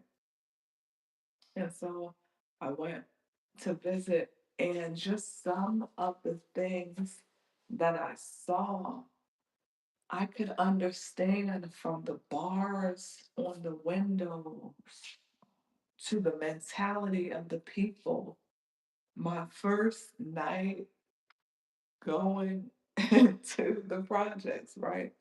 There were some YNs that came out and they were having an argument and debate. And, you saw guns and just the different things that I saw in that short span of time made me realize just how good God is, just how far, I've come. And also, it gave me bowels of compassion and empathy for those individuals in that space, too, right? Because I think sometimes when you have gotten to a different space, some people have a mentality that, like, better than, right? Where you live at doesn't make you better than or worse than somebody else, right? God looks at our heart and you know, I know that there are a lot of people that are stuck mentally because of the way, even how the projects are set up from the buildings to, um, you know, it's a depressing environment, right? It's like trying to grow um, fruit, vegetables out of a rock. It will never happen, right? And it's sad because you talk about the projects in Baltimore. I'm talking about the projects in Connecticut. I was talking about with a woman recently, and she was telling me about the projects in California. And when we were sharing our experience, she started to debate, and I was like, she said, I never saw that in the projects where I'm from, and I'm like, the debate isn't really necessarily whether you saw what I saw or not. Everybody's experience is going to be different. It's the projects nonetheless. And, you just have to be thankful that you're not there, you're not stuck. But to your point, generations get stuck, right? You may see fathers, uncles, brothers all going through the prison system because of the mentality that they have, mothers, daughters, nieces, all growing up in the same project system, and they get so happy to apply for the Section 8, right? They're excited because they're like, I don't really have to pay rent. You know, my rent is only $100, so my rent is only $80, and you get stuck in that environment. I don't subscribe to that. I just say, if God's will be done, I'm thankful to be able to afford a rent, or I'm thankful to be able to afford a mortgage. You know, but the people that are in that project mentality will leave the projects and still be asking, hey, you know anybody that got food stamps? And they just have that poverty mentality. You're not in the projects anymore, but you're still wanting to buy food stamps. It's the mind. Let's see here.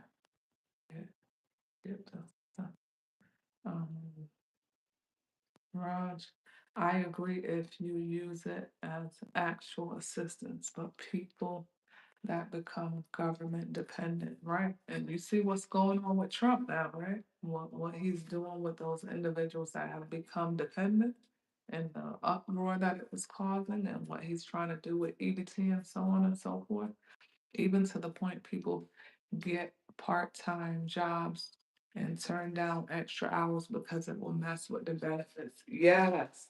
Come on now.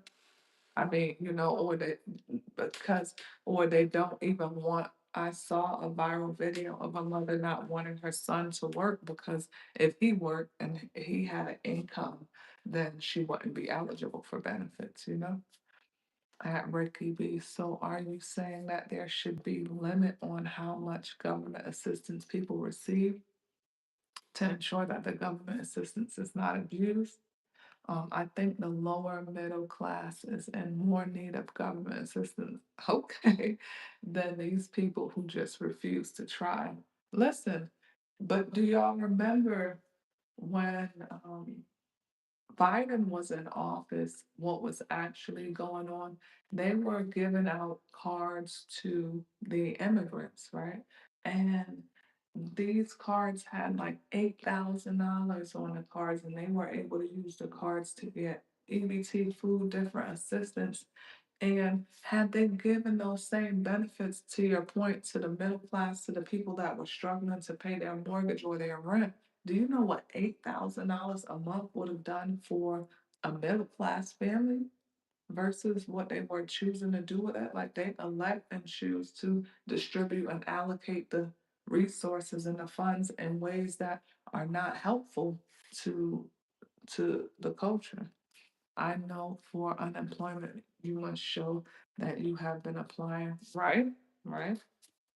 You got to have a whole sheet that tracks down everywhere that you have applied. At Ricky, I don't disagree at all, but what about the people born into trash families? Okay, we call them people trash again, right? That's a heavy word, right? What about people born into trash families? How would we help them without the current system of government assistance? Ricky, people turn 18, apply for food stamp and public housing. Come on now. See, this Baltimore talking right here. The wait is usually 5 to 7 years, and if you have decent job, when they pull your file, you're disqualified. So people apply and BS through life until they get the call. Wow.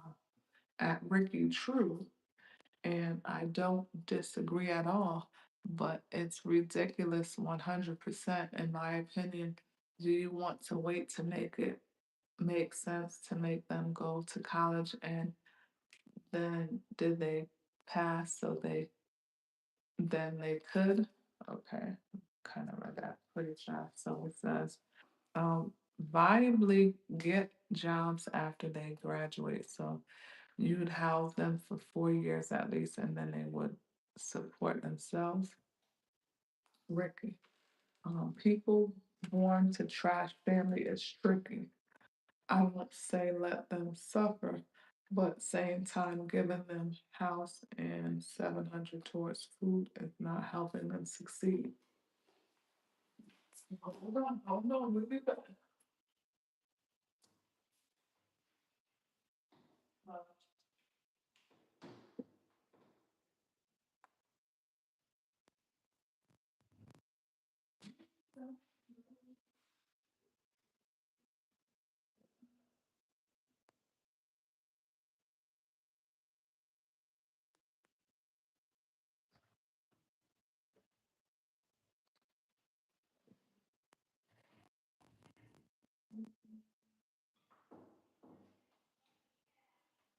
Let's see.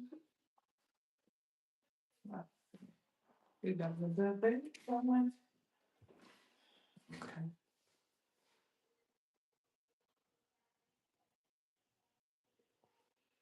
Wait, they got 8K a month or 8K one time?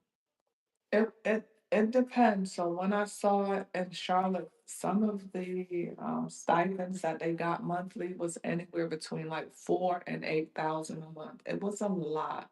It was a lot of money. I don't know if you had saw during the time they started having the commercials where they were asking about like medical benefits, and then they had those cards. I want to say it was almost like similar to like an FSA card, but you saw it like, for example, if you even went into the Uber Eats app, they had the ability for you to use the card on Uber Eats, Instacart.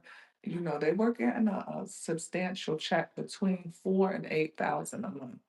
I'm guaranteeing it at Ricky, but the 700 a month for food stamps let them survive.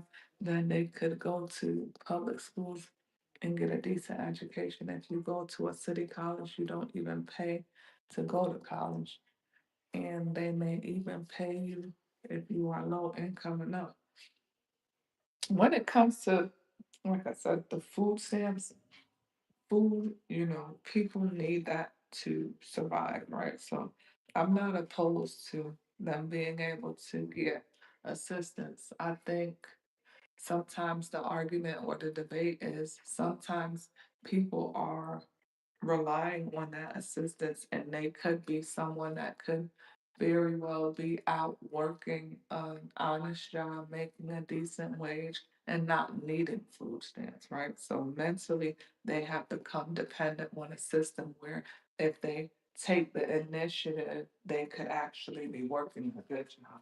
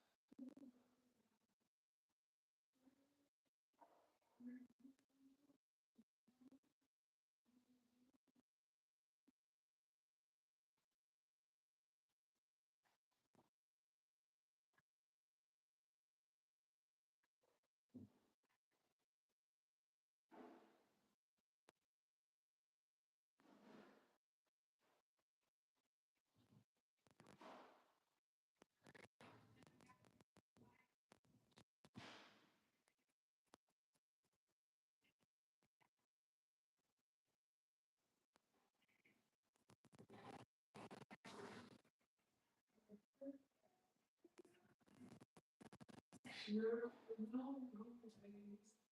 Oh Lord, there's no one else like you. No one like you.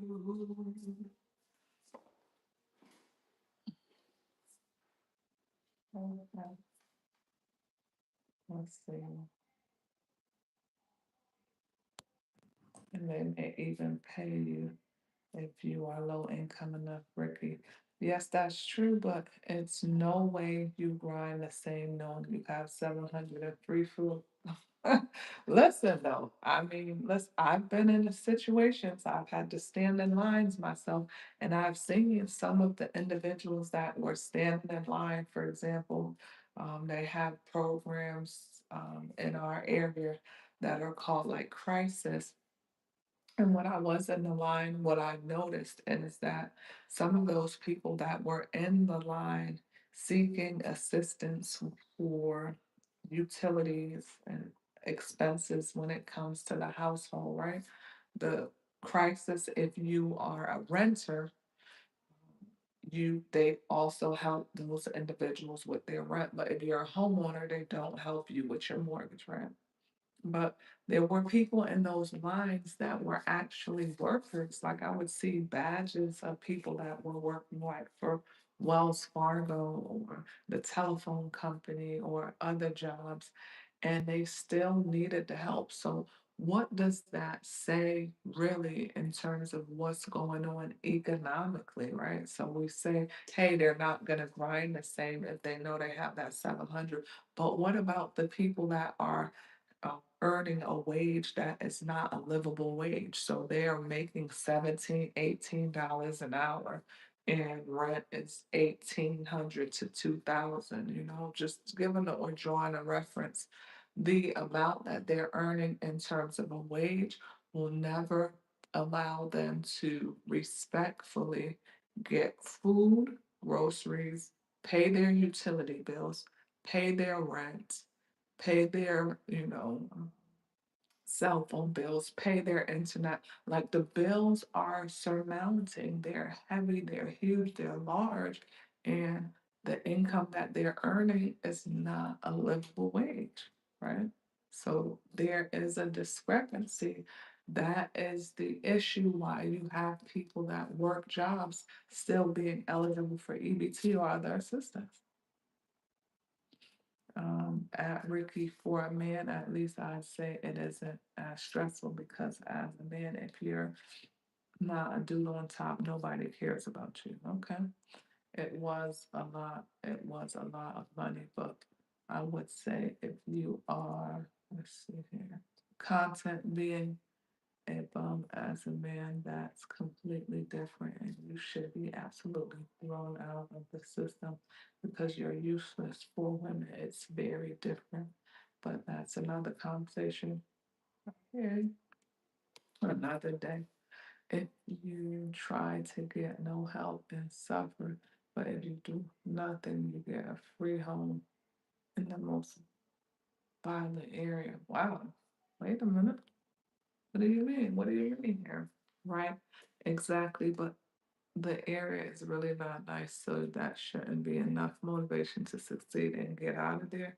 Yeah, that's true, but it's not right. But again, I agree. If they're fine with that life, then they should be absolutely thrown out of the system. Ricky, I think you may be onto something. They're like you get 5 to 7 years of government assistance, and if you don't make it, they send you to a homeless shelter. I actually like that. Oh, so that's what you think the new plan should be. One thing I always say is any government official should make minimum wage. Well, a government official's minimum wage, you would have any competent people work for the government because it's worth the time. That's why you even have business owners that would never get involved in politics and just support certain parties. Are they in politics for money or to better the community? They're in politics for money. They're in politics for money. They're the major scammers out there, pretending to work for the people but working for themselves. And my point is, honestly, they should raise minimum wage. It's a joke. Money, absolutely. Yeah. That's what I said when they asked me what would I do. One of the things I do believe that they should raise minimum wage. You know what the cost of rent is, you know what the cost of gas is, you know what the cost of living is, right? It should be raised. $7.50, where's that minimum wage at?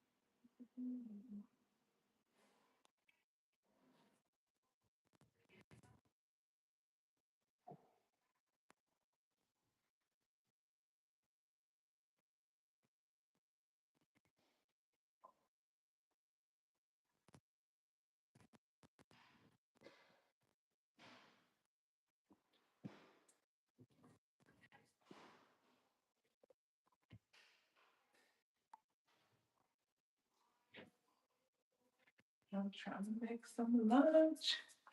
Let's see what we got here. Got a pretty good conversation going. Let's see here. Because if you make minimum wage, that's for a teenager. Federal minimum wage is $7.50. Wow. Mm. A teenager should not be making enough to support themselves. But why not?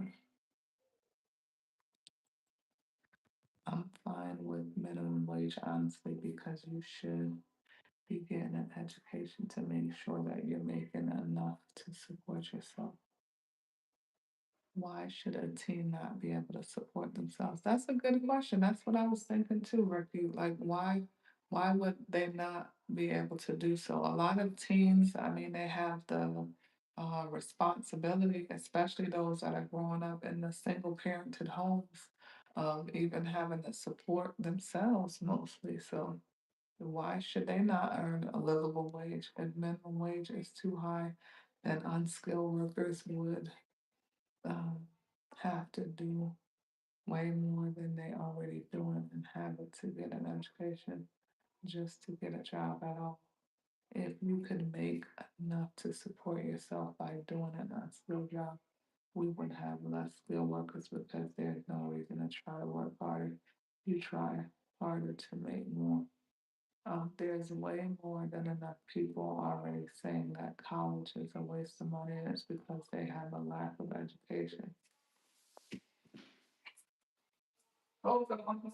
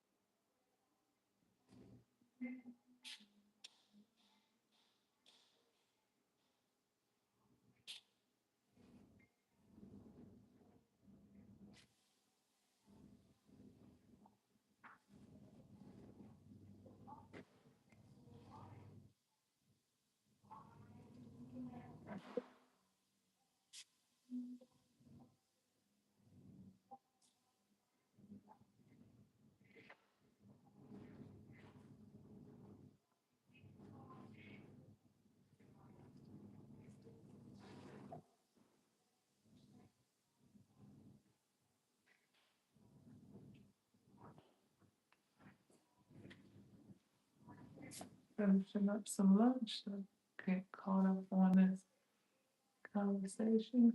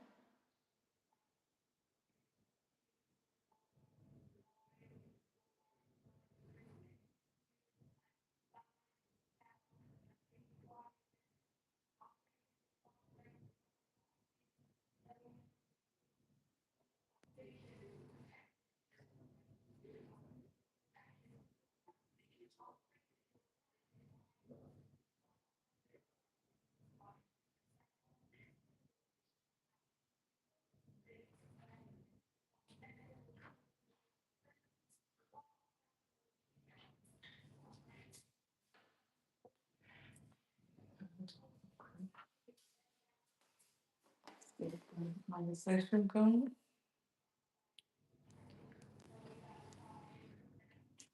Where did I leave off?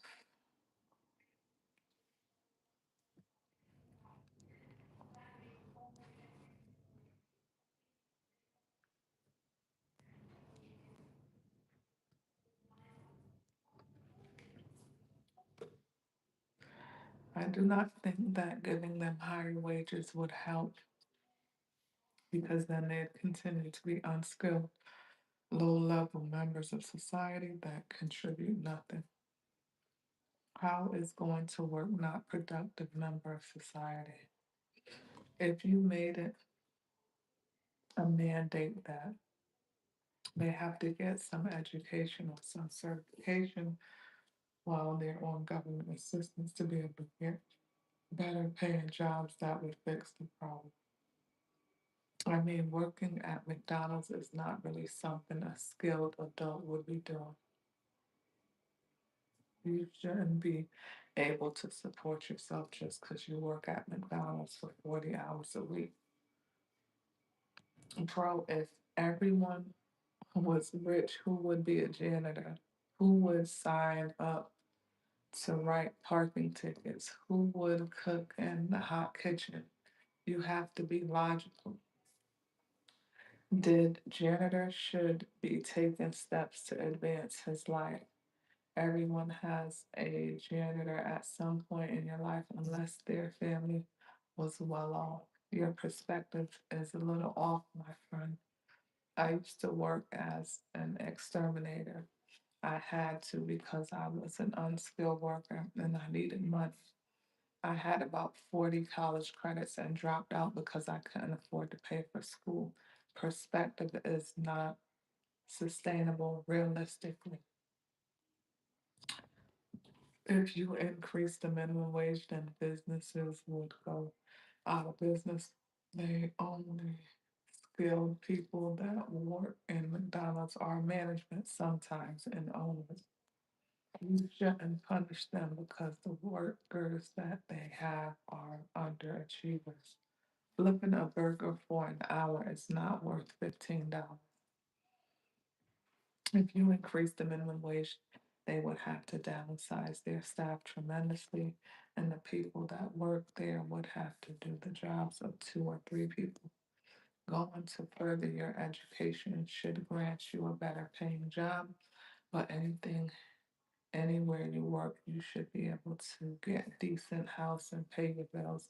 Maybe you can't vacation and buy steaks, but not struggle. It's not sustainable.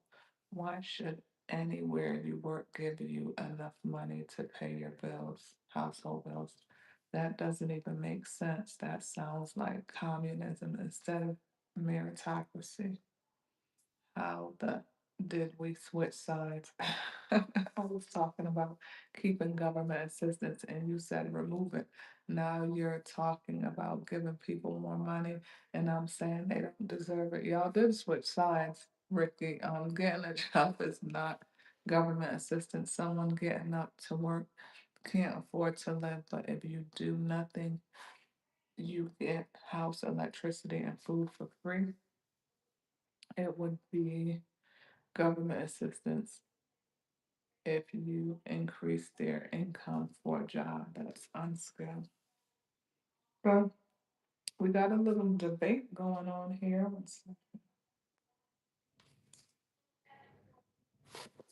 I think perspective matters also in the debate because, someone talked about in that conversation just being an exterminator. We view life from the lens that we approach a situation with, right? So, knowing, for example, that I've had the experience of living in the projects, right? I'm going to view it differently than someone who has never lived in the projects before. Um, our perspective will be different. No, that would be going to work. If you're going to school or getting a certification while on government assistance, that's completely different because you're planning active steps to make a better life. How many people get the opportunity to make those active steps, right? Especially when they're in a system where they are being praised or rewarded for having additional kids. So oftentimes when you think about having a way out, if you're having two and three and four kids and you're on government assistance and you're receiving assistance for all those kids, what would be the motivation to now go to school or do something else? And then who watches the kids now while you're doing those extracurricular activities? Does the government also pay for childcare?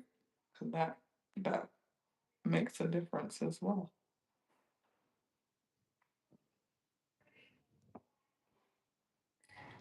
Ricky, that would be unreasonable, proportionally compensated for an unskilled job. Hey, Queen, how are you doing today? I'm doing well, King Grayson. How are you doing? You can work at a retail store and work your way to manager making six figures yearly with no college. What retail store? Retail.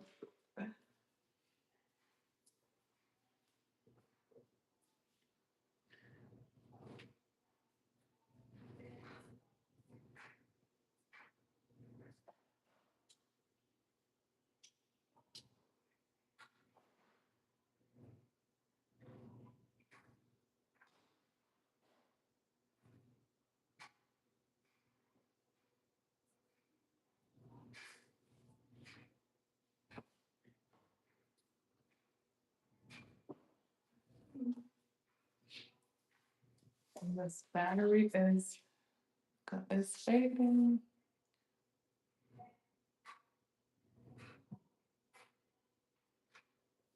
Okay, I mean, that's very unlikely, but sure, if you do that, then great, you become a skilled worker and the minimum wage is relevant.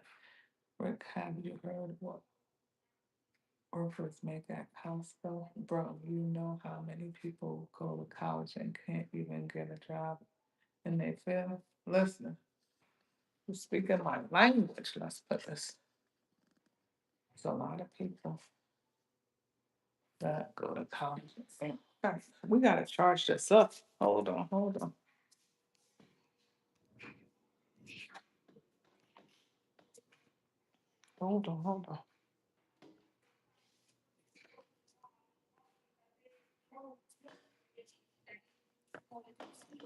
Gotta charge our phone up.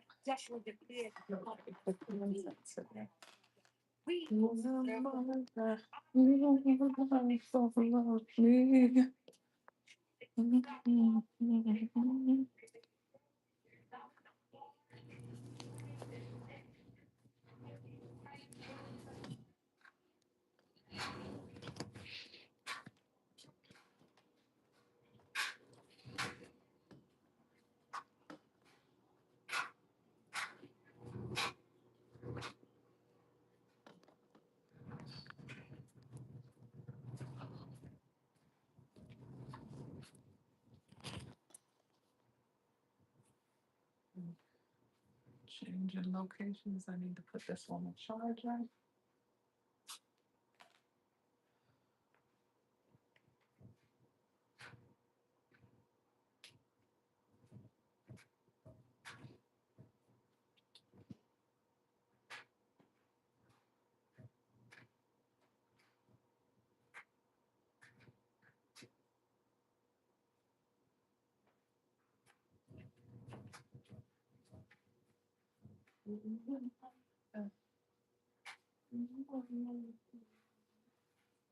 Try to keep up the conversation.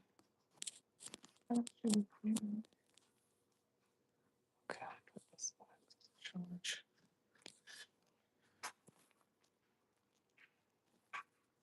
Okay.